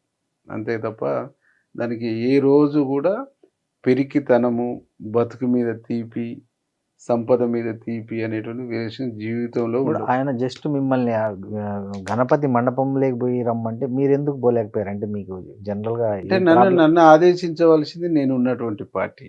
ఓకే, నన్ను డిక్టేట్ మీ పార్టీలోనే చాలా మంది వెళ్ళి నన్ను డిక్టేట్ చేయవలసింది నేను నమ్ముకున్నటువంటి రాజకీయ పార్టీ, నేను నమ్ముకున్నటువంటి నాయకుడు. ఇట్లాంటి రౌడీలు, గుండాలు వీళ్ళు డిక్టేట్ చేస్తే వాళ్ళ డిక్టేటర్షిప్కు నేను భయపడిపోతే నేను నా ప్రజల్ని, నన్ను నమ్ముకున్న కేడర్ నేనేం కాపాడుకోగలుగుతా? కాపాడుకోలేను కదా. అంటే ఒకటి ఉంది బయట ప్రచారం, నయీంని ఎన్కౌంటర్ చేయడానికి పోలీసులు అప్పటి ప్రభుత్వం పైన ఒత్తిడి పెంచిన వాళ్ళలో నయీం మీద ఏదో ఒకటి చేయండి అని మీరు కూడా ఉన్నారు అని ఒక. అవును, పైల శేఖర్ రెడ్డి గారు మేము ఇద్దరం పోయేసి కాళ్ళు మొక్కిన మాట నిజం. ఎవరు? కేసీఆర్ మొక్కిన మాట నిజం. ఇబ్బంది పెడుతుండు, ఒత్తిడి చేస్తుండు, బాగా సఫర్ అవుతున్నాం అన్నమాట నిజం. ఆ తర్వాత పార్టీ అప్పుడు ఉన్నటువంటి ప్రభుత్వం ఏం పాలసీ తీసుకుందో పాలసీ తీసుకొని తనేం చేసిండో ఏమైందో ఆ తనని నివారించండి, తనతో ఇబ్బంది అవుతుందని చెప్పుకున్న మాట అయితే నిజం. తర్వాత పైల శేఖర్ రెడ్డికి ఏంటి ప్రాబ్లం? ఆయనకు అంటే ఆ ప్రాంతంలో గెలిచినటువంటి వాళ్ళు, ఆ ప్రాంతంలో ఉన్నటువంటి వాళ్ళు ఎవరైనా వాళ్ళకు లోబడి ఉండాలి, తన కంట్రోల్ ఉండాలి, తన చెప్పు చేతులు ఉండాలి అనేటువంటి ఒక స్వభావం అనేటువంటిది ఉంటుంది. కాబట్టి దాన్ని ఆయన కూడా తట్టుకోలేకపోయింది. ఆ ప్రెషర్, ఆ ఫోన్లు, ఒత్తిడి అనేటువంటి తట్టుకోలేక ఇద్దరం కలిసి 2-3 సార్లు చెప్పిన మాట నిజం.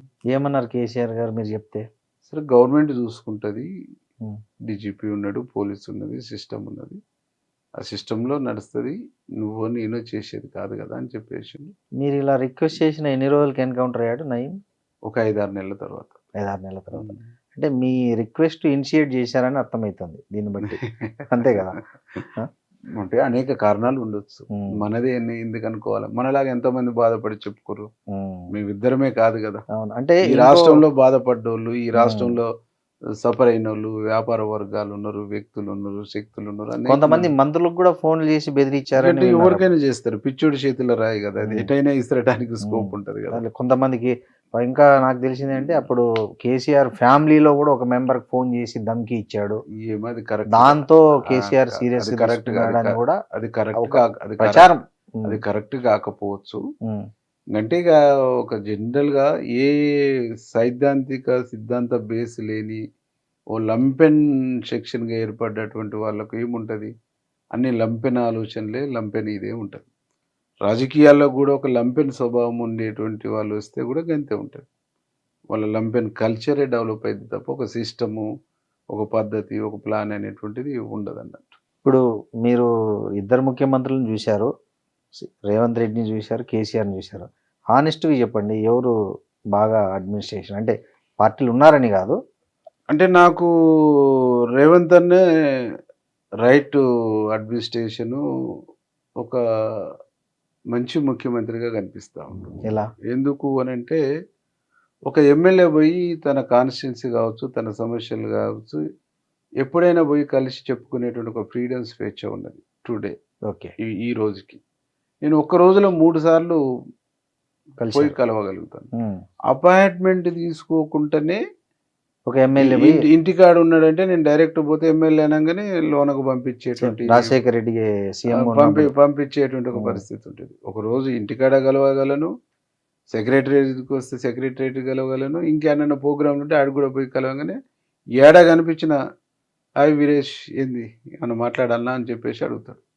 ఏం లేదన్నా ఊరికనే వచ్చినట్టు ఓకే అని చెప్పేసి. అంటే పలకరు ఇయ్యకుండా పోయిన ఎమ్మెల్యేని పలకరు ఇయ్యకుండా, మందలు ఇయ్యకుండా, మాట్లాడకుండానే ఉండినటువంటి దాఖలాలు అయితే లేవు ఈ రోజుకి నేను చూసాను. అంటే ఎక్కువ సార్లు కలిసిన నేను అక్కడ, నేను టైం తీసుకొని టైం ఇచ్చినప్పుడు రమ్మన్నప్పుడు పోవాలి, ఆ సిస్టమ్ అనేటువంటిది ఉండేది. కానీ ఇక్కడ ఆ ఫ్రీడమ్ ఒకటి ఉండదు. రెండంతా ఫ్రెండ్లీగా మాట్లాడతాడు, ఫ్రెండ్లీగా ఉంటాడు, ఫ్రెండ్లీగా షేర్ చేసుకుంటాడు, ఫ్రెండ్లీగా ఇది చేస్తుంటాడు. చాలా గొప్పతనం అనేటువంటిది కనిపిస్తుంది. గ్రాస్ రూట్ నుంచి వచ్చినటువంటి, గ్రౌండ్ నుంచి వచ్చినటువంటి ఆ రియాలిటీకు స్వభావము రేవంత్ అన్నలో నాకు చాలా స్పష్టంగా కనిపిస్తుంది.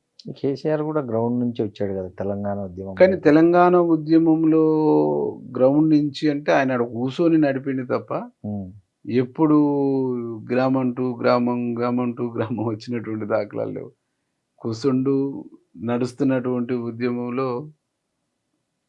తన వంతు గైడ్ చేసుకుంటూ ఇది చేసుకుంటూ వచ్చిండ్రు. తెలంగాణ ఉద్యమము అన్ని వర్గాలు చేసి, లెఫ్టిస్ట్ సంఘాలు చేసినాయి, సిపిఐ లాంటి కమ్యూనిస్ట్ సంఘాలు చేశాయి, ఓయిలో అన్ని జేఏసీలు, కుల సంఘాలు, అన్ని సంఘాలు, అన్ని విద్యార్థి వేదికలు కలిసి చేసినాయి.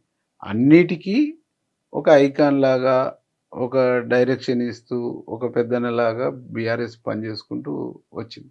అంటే తెలంగాణ వాదాన్ని, తెలంగాణ నినాదాన్ని నిలబెట్టినటువంటి ఫస్ట్ తెలంగాణ సంఘర్షణ సమితి అని చెప్పేసి జనశక్తి ఆధ్వర్యంలో ఏర్పడింది. కేశవరావు జాదవ్ ఆధ్వర్యంలో తెలంగాణ ఐక్యవేదిక ఏర్పడ్డది.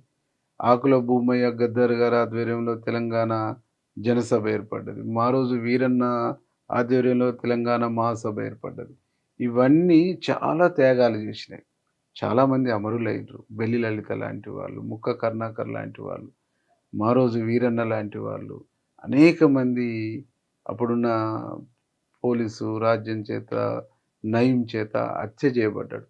ఈ హత్యలు జరుగుతున్నటువంటి క్రమంలో విద్యార్థి సంఘాలు, టీఎస్ఓ అని, టీఎస్ఎఫ్ అని, ఇట్లా అనేక సంఘాలు వచ్చేసి తెలంగాణ వాదాన్ని, తెలంగాణ నినాదాన్ని, తెలంగాణ చైతన్యాన్ని తెలంగాణ వ్యాప్తంగా బాగా స్పీడప్ చేయగలరు. నరేంద్ర కూడా పెట్టిండుగా తెలంగాణ ప్రజా సమితి. ఇంకా నరేందర్ పెట్టిండు, విజయశాంతి పెట్టింది, దేవేంద్ర గౌడ్ కూడా తెలంగాణ అని, దేవేంద్ర గౌడ్ కూడా కొంత స్టార్ట్ అయ్యింది. అంటే వ్యక్తులు, శక్తులు, వ్యవస్థలు, సంస్థలు అన్నీ కూడా ఈ నినాదాన్ని బతికించుకుంటూ వచ్చినాయి. గద్దర్ గారు అయితే తెలంగాణ కోసం ఒక క్యాసెట్ తీసి అమ్మ తెలంగాణమ్మ అని చెప్పేసి తెలంగాణకు ఎన్ని బాధలు ఉన్నాయి, ఎన్ని నీళ్ళు ఎట్లున్నాయి, ఇవన్నీ కూడా బాగా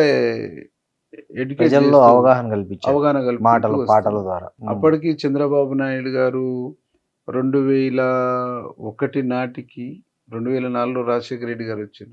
సంవత్సరానికి 500 మంది చొప్పున 5 ఏళ్లలో 2500 మందిని ఉమ్మడి ఆంధ్రప్రదేశ్లో ఎన్కౌంటర్లలో రకరకాల హత్యలు చేయడంతో తెలంగాణ పల్లెలన్నీ బిక్కు బిక్కు అంటున్నటువంటి క్రమంలో టీఆర్ఎస్ లాంటిది వచ్చినప్పుడు ఈ లెఫ్టిస్ట్ ఐడియాలజీ ఉన్నటువంటి వాళ్ళందరూ కూడా దాంట్లో చేరటం, వాళ్ళు కంప్లిమెంట్‌తో పనిచేసుకుంటూ రావటం అనేటువంటిది అది సస్టైన్ అయింది, నిలబడ్డది. ఆ తర్వాత రాష్ట్రం వచ్చిన తర్వాత వాళ్ళందరినీ విస్మరించి, వాళ్ళందరినీ మర్చిపోయారు కాబట్టి, వాళ్ళందరిని పట్టించుకోలేదు కాబట్టి ఇయాల పతనం అయ్యేటువంటి పరిస్థితి ఈ వచ్చిందండి. కవిత ఎపిసోడ్‌ని ఎట్లా చూస్తారు మీరు? కూతురు ఆమె ఇక బయటకు వాళ్ళ వచ్చి ఆమె చేసిన ఆరోపణలు కావచ్చు. అంటే ఏ వ్యక్తులైనా వాళ్ళ ఇంటర్నల్ వ్యవహారాలు, వాళ్ళ అంతర్గత సమస్య, వాళ్ళ కుటుంబ సమస్య, ఎవరి వ్యక్తిగత, కుటుంబ, అంతర్గత వ్యవహారాలలో ఏ పొలిటీషియన్ కూడా తలదూర్చొద్దనేటువంటిది నాకున్న వ్యక్తిగతమైనటువంటి అభిప్రాయం అండి. మొన్న జూబ్లీ హిల్స్‌లో బీఆర్ఎస్ ఓడిపోవడానికి అంటే ఉన్న సీటును ఏం కారణం అంటారు? అంటే కేసీఆర్ అహంకారము, కేటీఆర్ అహంకారమే ఒక కారణం. హ్మ్. కేటీఆర్ భాషను, కేటీఆర్ మాట్లాడుతున్నటువంటి తీరును, ఆయన అహంకారపూరితమైనటువంటి ధోరణిని, ముఖ్యమంత్రిని, రాష్ట్ర ప్రభుత్వాన్ని, రాష్ట్ర మంత్రుల్ని హ్మ్. క్రిటిసైజ్ చేస్తూ మాట్లాడినటువంటి దాన్ని ప్రజలు యాక్సెప్ట్ చేయలేదు. కానీ మీ ముఖ్యమంత్రి కూడా అట్లే మాట్లాడుతున్నారు కదా, పేగులు తీసి మెడకి వేసుకుంటా వాడు అట్లా ఇట్లా అని. ఆయన అంటే కూడా మా ఆల్మోస్ట్ మా ముఖ్యమంత్రి ఎప్పుడు మాట్లాడిండు, 2 నెలల్లో ఈ చైరు ఉండదు, ఊసిపోద్ది, 6 నెలల్లో చైరు పోద్ది అంటే ఇది ఉట్టిగానే రాలేదు.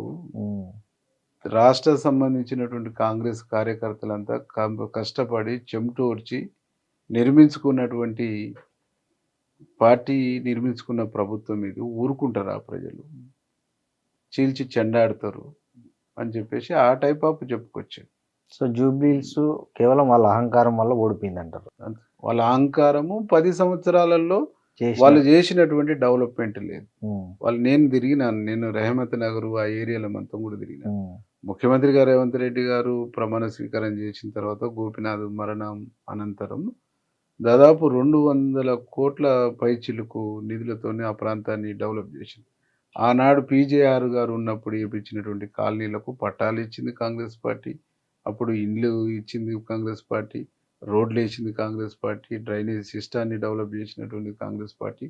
అప్పుడు పీజేఆర్ కానీ అట్లాగే వెంకటస్వామి గారు కానీ 50,000 మంది గుడిసె వాసులతోనే హైదరాబాద్లో ర్యాలీలు చేసినటువంటి ఒక పరిస్థితి ఉంది. అంటే ఆ ప్రాంతంలో వేలాది వందలాది ఎకరాల భూముల్ని పేదవాళ్ళ పక్షాన చేసింది కాంగ్రెస్ పార్టీ. కాబట్టి కాంగ్రెస్కి ఆ పవర్ అనేటువంటిది ఉన్నది. మేమంతా పోయి ఆడ కూర్చున్న తర్వాత అదంతా మెటీరియలైజ్ అయింది. మెటీరియలైజ్ అయ్యి మేము 24,000 ఓట్లతో గెలవడానికి కారణం. దానికి సూక్ష్మ స్థాయిలో, బూత్ స్థాయిలో, ఓటర్ స్థాయిలో ముఖ్యమంత్రి గారు ఇచ్చినటువంటి డైరెక్షను, ఆయన ఇచ్చిన గైడెన్స్ అనేటువంటి చాలా గొప్పగా పనిచేసింది కాబట్టి మేము గెలవగలిగినాం. వాళ్ళ అహంకారపూరితంగా మాట్లాడటము, అహంకారపూరితంగా ఇది చేయటము, వాళ్ళ అలా డబ్బు అహంకారము, వాళ్ళ పదవి అహంకారము ఉమ్. ఇంకా పోలేదు అనేటువంటిది ప్రజల్లో ఉన్నది కాబట్టి వాళ్ళు ఓడిపోయారు. ఇప్పుడు మీకు 10 మంది ఎమ్మెల్యేల అనర్హత కేసు ఒకటి ఉంది యాక్చువల్గా.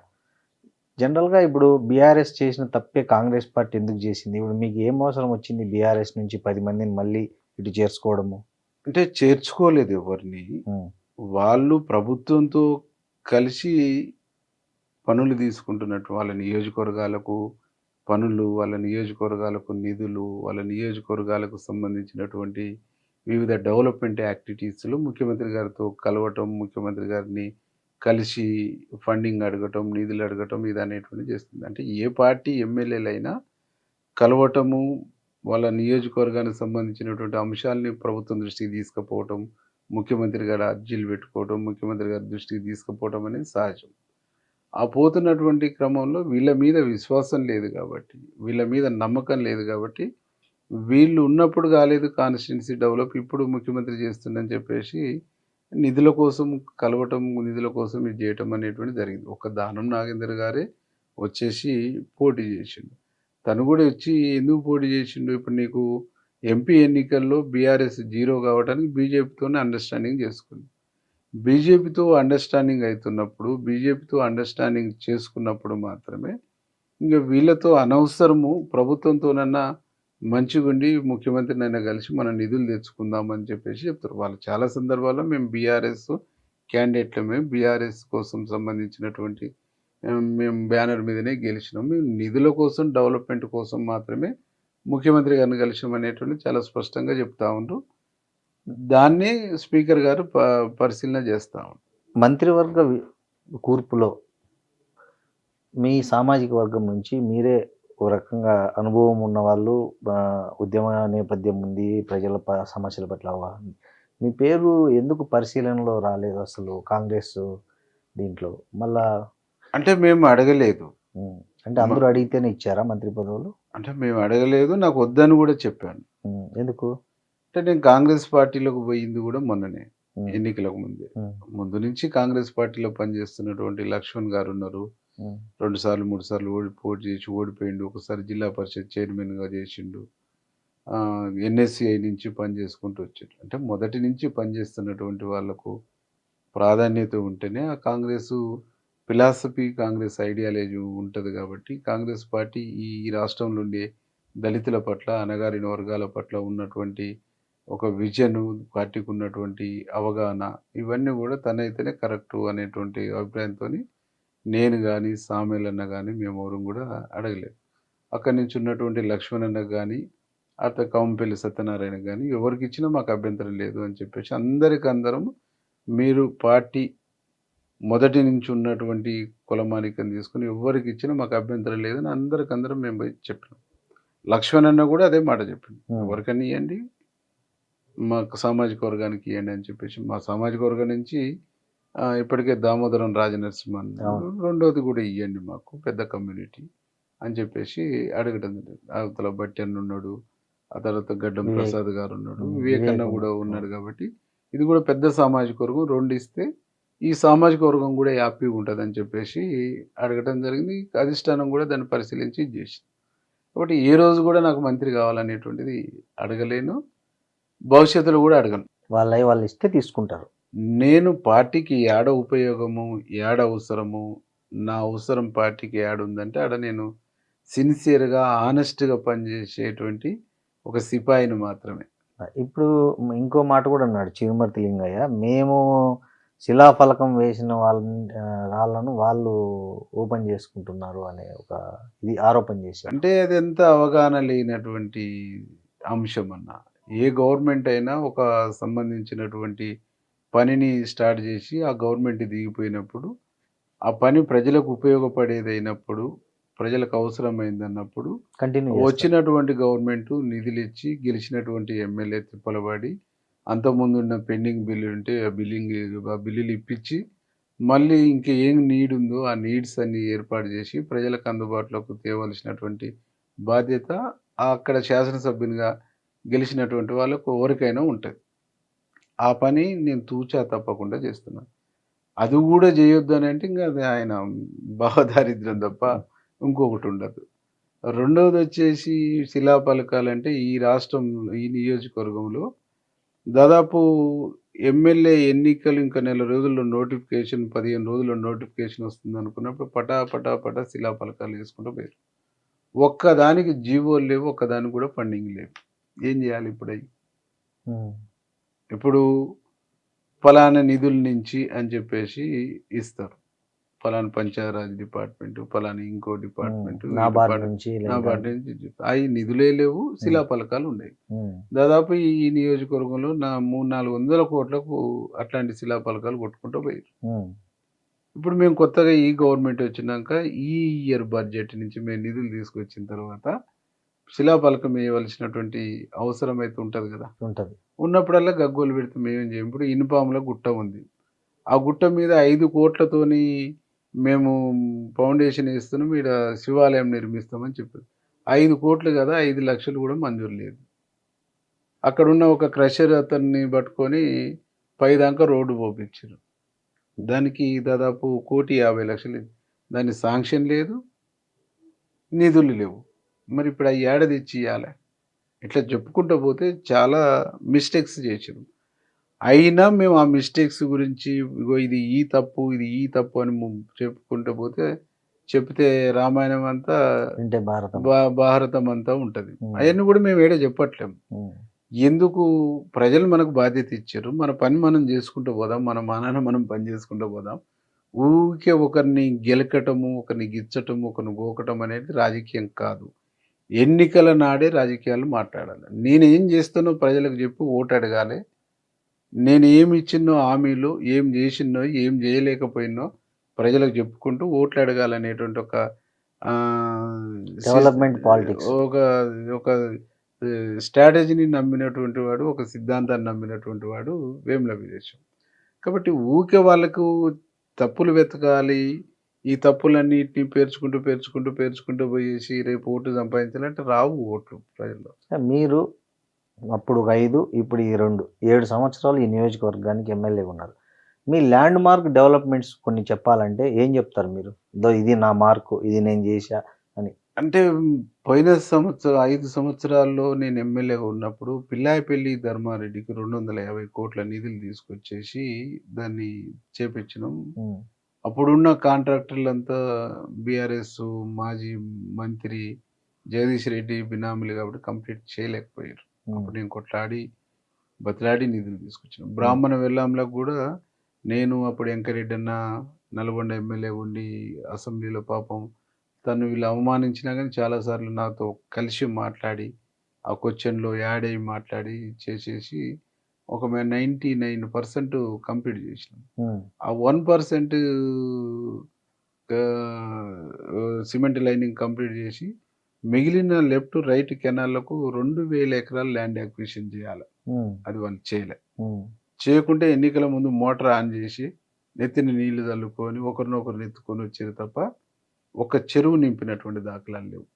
మేము వచ్చిన తర్వాత ముఖ్యమంత్రి గారి కాడికి మా జిల్లా మంత్రి కోమటిరెడ్డి వెంకరెడ్డి అన్న, అట్లాగే ఉత్తమ్ కుమార్ రెడ్డి గారు ఇరిగేషన్ మినిస్టర్ వీళ్ళ సహకారం తీసుకొని ఇంకా కొన్ని ఫండింగ్స్ తీసుకొచ్చేసి దాన్ని కొద్దిగా ఇది చేసి కెనాల్స్ను కొద్దిగా లింకప్ చేసేసి మేము నార్కెడపల్లి చెరువు నింపుకోగలిగినాం, లింగోటం చెరువు నింపుకోగలిగినాం, ఎడవెల్లి చెరువు నింపుకోగలిగినాం. ఇటు వచ్చేసి గచ్చుగురి చెరువు వరకు దాన్ని నీళ్లను మేము అవుట్లెట్ ద్వారా తీసుకురాగలిగినాం. అటుపక్క పోతే మాకు కొండపాకొనగూడెము ఆ చెరువులు కూడా నింపుకుంటూ నల్గొండ దాకా మేము తీసుకుపోగలిగినాం. అంటే ఈ భూమి ల్యాండ్ అక్విజిషన్ కొంత చేయకుండానే ఈ చెరువులు నింతేనన్నా ఒకదాని ఒకటి అలుగులు పోసి గొలుసు కట్టు చెరువులన్నా నింతాయి. ఈ నింతున్నటువంటి క్రమంలో మిగతా ఎగువ భాగానికి కావాలన్నప్పుడు వాళ్ళు కూడా మాకు నీళ్ళు వస్తాయి అని చెప్పేసి కొంచెం ఈ ల్యాండ్ అక్విజిషన్లో సహకరిస్తారు అనేటువంటి పద్ధతుల్లో మేము ఆ ప్లాన్ చేసినాం. ఇప్పుడు ఆ 2000 ఎకరాలు 30 లక్షలకు ఎకరమైనా 600 కోట్లు కావాలి, 20 లక్షలకు ఎకరమైనా 400 కోట్లు, 50 లక్షలకు ఎకరమైనా 1000 కోట్లు కావాలి. ఇప్పుడు అంత డబ్బు ప్రాజెక్ట్ కాస్ట్ కంటే కూడా కెనాల్స్ ల్యాండ్ అక్విజిషన్కి ఎక్కువ డబ్బు వచ్చేటువంటి ఖర్చు అయ్యే పరిస్థితి. ఇది 10 సంవత్సరాల్లో చేసినటువంటి పాపం. దీన్ని షార్ట్ ఫాల్ చేసి చెరువులు నింపించి ఇది చేసి కొంచెం గ్రౌండ్ వాటర్ని పెంచి రైతులను ఆదుకునేటువంటి ఒక ప్రయత్నం ఈ 2 నెలలు మేము చాలా అద్భుతంగా చేస్తున్నాం. పిల్లాయిపల్లి ధర్మారెడ్డికి నిధులు తీసుకొచ్చి టెండర్ పిలిపించి అద్భుతంగా మేము ఆ వర్క్స్ చేసుకుంటూ వస్తున్నాం. 100 పడకల హాస్పిటల్ మేము 2-3 సార్లు పోయి విజిట్ చేసి వాళ్ళంతా మనం చేసిన ప్లాస్టింగ్ ఇదంతా అంతా ఊసిపోతున్నటువంటి పరిస్థితి.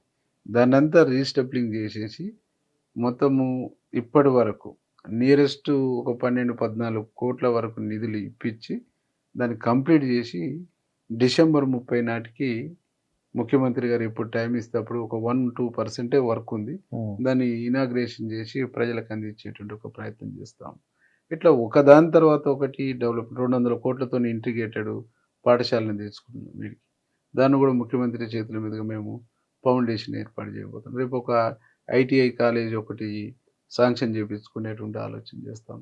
అంటే ఈ నియోజకవర్గానికి ఈ ప్రాంత ప్రజలకి ఏం నీడ్ ఉందో అవన్నిటిని ఒక్కొక్కటి పాయింట్అవుట్ చేసి తీసుకుపోయేటువంటి ముఖ్యమంత్రి దృష్టికి తీసుకుపోయి నిధులు తీసుకొచ్చేటువంటి ప్రయత్నం. పెద్ద ఎత్తున నిధులు కొద్దిగా ఆలస్యం కావడానికి కారణం ఏంటంటే పోయిన గవర్నమెంట్లో చేసిన అప్పులన్నీ మీకు కూడా అదే ఐడియా ఉంది, బడ్జెట్ లేకపోవటము, అప్పులకు వడ్డీలు పట్టుకుపోవడం, ఇవన్నీ కూడా సమస్యలు ఉన్నాయి. ఈ సమస్యలు ఉన్నప్పటికీ కూడా మాకు ముఖ్యమంత్రి గారు నిధులు ఇస్తుండూ వచ్చిన నిధులతోనే మేము డెవలప్మెంట్ యాక్టివిటీలో ముందుకు పోతాం. ఈ స్థానిక సంస్థల ఎన్నికల్లో ఎట్లుండబోతుంది రిజల్ట్? గ్రామాల మూడంతా కాంగ్రెస్ వైపే ఉందన్న. మొన్నటి వరకు రైతులు యూరియా కోసం చెప్పులు అదంతా అబద్ధం అదంతా మీడియాలో బీఆర్ఎస్ వాళ్ళు చేసిన క్రియేషనే తప్ప ఇంకోటి లేదన్న. నేను నా నియోజకవర్గంలో పిఎస్సిఎస్సి సంబంధించినటువంటి బ్యాంకు కోఆపరేటివ్ బ్యాంక్ సంబంధించినటువంటి సిఓలతోని నేను 2-3 సార్లు రివ్యూ చేసుకున్నాను. పోయిన సంవత్సరము, అంతకుముందు సంవత్సరము, అంతకుముందు ఒక 3 ఏళ్ళ బిఫోర్ చూసినాం. ఈ నెల ఈ డేట్ నాటికి ఎన్ని మెట్రిక్ టన్నులు అమ్మినంటే ఆ న్యూసెన్స్ జరుగుతున్నప్పటికీ అంతకుముందుతో పోల్చుకుంటే అమ్మినటువంటి మెట్రిక్ టన్నులు 50 మెట్రిక్ టన్నులు, 100 మెట్రిక్ టన్నులు ప్రతి సెంటర్లో ఎక్కువ అమ్ముకుంటూ వచ్చాం. మా కట్టంగూరు సెంటర్ ఉంది. గతంలో పిఎస్సిఎస్ ద్వారా అక్కడ ఈ ఎరువులకు సంబంధించినటువంటి పర్చేసింగ్ లైసెన్సే లేదు. మేము వచ్చినాక ఆ లైసెన్స్ పునరుద్ధరించి, లైసెన్స్ ఎందుకు లేదంటే వాళ్ళ చైర్మన్ ఆగ్రో సెంటర్లు 2 పెట్టుకొని అక్కడ అమ్ముకుండు తప్ప అక్కడి నుంచి రైతులకి ఇవ్వలే. అక్కడి నుంచి రైతులకు ఇస్తే కమిషన్ రాదు కదా. డిసిఎంఎస్ చైర్మన్ అక్కడ ఉండే సింగిల్ విండో చైర్మన్ ఆయన మాజీ ఎమ్మెల్యే అనుచరుడు, ఆయన అమ్ముకుండు తప్ప సెంటర్కి వెళ్ళే. మేము 48 అవర్స్లో లైసెన్స్ రివోవ్ చేసి ఆ సెంటర్ నుంచి మేము యూరియన్ అందించేటువంటి ప్రయత్నం చేసినాం. కానీ ఇప్పుడు బీఆర్ఎస్ చెప్తుంది ఈ బాకీ కార్డు అని మన ప్రచారం కూడా చేశారు వాళ్ళు. ఏదైతే మహిళలకు 1500 లేదు, అదేవిధంగా పెన్షన్ 2000 నుంచి 4000 పెంచలేదు, రైతు బంధు ఇంకా చాలా మందికి పడలేదు. అంటే వాళ్ళు బాకీ కార్డు అంటారు. కానీ నేను కూడా మా పార్టీకి చెప్పిన డోకా కార్డు అని చెప్పేసి ఒకటి వాళ్ళు ఎట్ట డోకా చేసిర్రో ఒక డోకా కార్డు ప్రింట్ చేస్తే ఈ దేశంలోనే ప్రపంచంలోనే నెంబర్ 1 డోకా చేసినటువంటి పార్టీ బీఆర్ఎస్ పార్టీ అవుతుంది. ఉద్యమకారులను డోకా చేసింది, మనుషులుగా చూడకుండా డోకా చేసింది, దళిత ముఖ్యమంత్రిని డోకా చేసింది, 3 ఎకరాల భూమి డోకా చేసింది. 3 ఎకరాల భూమి ఇచ్చేసి వాళ్ళ వ్యవసాయానికి ఒక కారు పెట్టుబడి ఇచ్చి వాళ్ళకు మోటార్ వేసి బోర్ ఇచ్చి ఇవన్నీ చేసి అద్దం దువ్వెన ఇచ్చేసి పౌడర్ వేసి ఒక మంచి ఇది చేస్తానని చెప్పేసి అందమైన మాటలు చెప్పి డోకా చేసింది. అసెంబ్లీని 3 ఎకరాలు ప్రకటించి అదే అసెంబ్లీలో మేము ఎక్కడ అనలేదు అని చెప్పేసి అదొక డోకా చేసింది. ఇంటికి ఒక ఉద్యోగం అని చెప్పేసి డోకా చేసింది. బంగారు తెలంగాణ అని చెప్పేసి డోకా చేసింది. దళిత బంధు అని చెప్పేసి డోకా చేసింది. ఇట్లా చెప్పుకుంటూ పోతే డోకా కార్డులో 100 అంశాలకు సంబంధించి చేసింది. కొన్ని అంశాలు 4 రోజులు ఇవాళ సన్న బియ్యం ఇచ్చినాం, మేము ఎక్కడ చెప్పలే. రేషన్ కార్డులు ఇచ్చినాం, ఇందిరమ్మ ఇండ్లు ఇచ్చినాం, ఈ 200 యూనిట్ల కరెంట్ ఇచ్చినాం, 500కి గ్యాస్ ఇచ్చినాం, ఉచితంగా బస్సు ఇచ్చినాం. ఇలా ఆయన అన్ని సంవత్సరాలు కలిపినా ఇంత క్వాలిటీ చీరలు ఇవ్వలేదు. అంత అద్భుతమైన ఇందిరా శక్తి పథకం కింద చీరలు ఇచ్చినాం. ఆ చీరలు కూడా గవర్నమెంట్ సెలెక్ట్ చేసింది కాదు. సెల్ఫ్ వెల్ఫేర్ గ్రూప్స్, సమపాన సంఘాలు, జిల్లా సమైక్యలు, ఆ సమైక్యల నుంచి ప్రతినిధులు పోయి వాళ్ళు సెలెక్ట్ చేసుకొని, వాళ్ళు డిజైన్ని సెలెక్ట్ చేసుకొని, వాళ్ళు క్వాలిటీ సెలెక్ట్ చేసుకున్నటువంటి దాన్ని ప్రింట్ చేయించేసి 4 రోజులు ఆలస్యమైన వాళ్ళకు ఒక మంచి వాళ్ళు వాడుకోవడానికి ఉపయోగకరమైనటువంటి చీరలు ఇచ్చినాం. అంటే ఒక అద్భుతమైనటువంటి పద్ధతుల్లో ఆనాడు ఉపాధి హామీ పెడితే ఏ గవర్నమెంట్ వచ్చినా కంటిన్యూ చేయవలసినటువంటి పరిస్థితి ఎట్లుందో, ఆరోగ్యశ్రీ పెడితే ఏ గవర్నమెంట్ వచ్చినా కంటిన్యూ చేయవలసిన పరిస్థితి ఉందో, అట్లాంటి ఒక కంటిన్యూ చేసి సస్టైన్ అయ్యేటువంటి స్కీముల్ని, పథకాల్ని గౌరవ ముఖ్యమంత్రి రేవంత్ రెడ్డి గారు, కాంగ్రెస్ ప్రభుత్వం, మా మంత్రివర్యులు ఆలోచించి చేస్తున్నారు తప్ప ఎక్కడ డోకా చేసింది, ఎక్కడ మోసం చేసింది. డోకా చేసింది బీఆర్ఎస్, డోకా కోరి పార్టీ బీఆర్ఎస్. వాళ్ళు చేస్తున్నటువంటి ఆరోపణలన్నీ కూడా డోకా చెల్లుబాటు కానీ. ఫైనల్ కూడా చెప్పండి, వేముల వీరేశం రాజకీయ అంతిమ లక్ష్యం ఏంటి? ఈ నియోజకవర్గ ప్రజల మన్ననలు పొందటం, ఈ నియోజకవర్గాన్ని సర్వీస్ చేయటం, ఈ నియోజకవర్గాన్ని సేవ చేయటం, ఈ నియోజకవర్గంలో ఇప్పుడు ఎట్లనైతే వాళ్ళ మధ్యన 24 hours వాళ్ళకి అందుబాటులో ఉంటుందో అట్లా ఉండటమే వీరేశం యొక్క ఏకైక లక్ష్యం. థ్యాంక్ యూ అన్న, thank you very much. Thank you. And for more videos, please subscribe to iDream. Please subscribe to iDream. Please subscribe iDream. And please subscribe to iDream. For more videos, subscribe to iDream. please like, share and subscribe to the channel. Congratulations, iDream. Subscribe to iDream. Subscribe to iDream. So subscribe to iDream Media. iDream ki iDream team andarki huge congratulations. Please subscribe iDream Media. Please subscribe to iDream. Subscribe iDream. Please subscribe to iDream. iDream అంటే నా కళల channel subscribe చేసుకున్న నోరు తిరుగుతలేదు, మీరైతే గంట గుర్తు కొట్టండి. For more such videos, please subscribe to iDream. Subscribe to iDream. Please subscribe to iDream. Please subscribe iDream Media. Please do subscribe to iDream. Please subscribe to iDream Media. For best entertainment and information, please subscribe iDream. And don't forget to subscribe to iDream.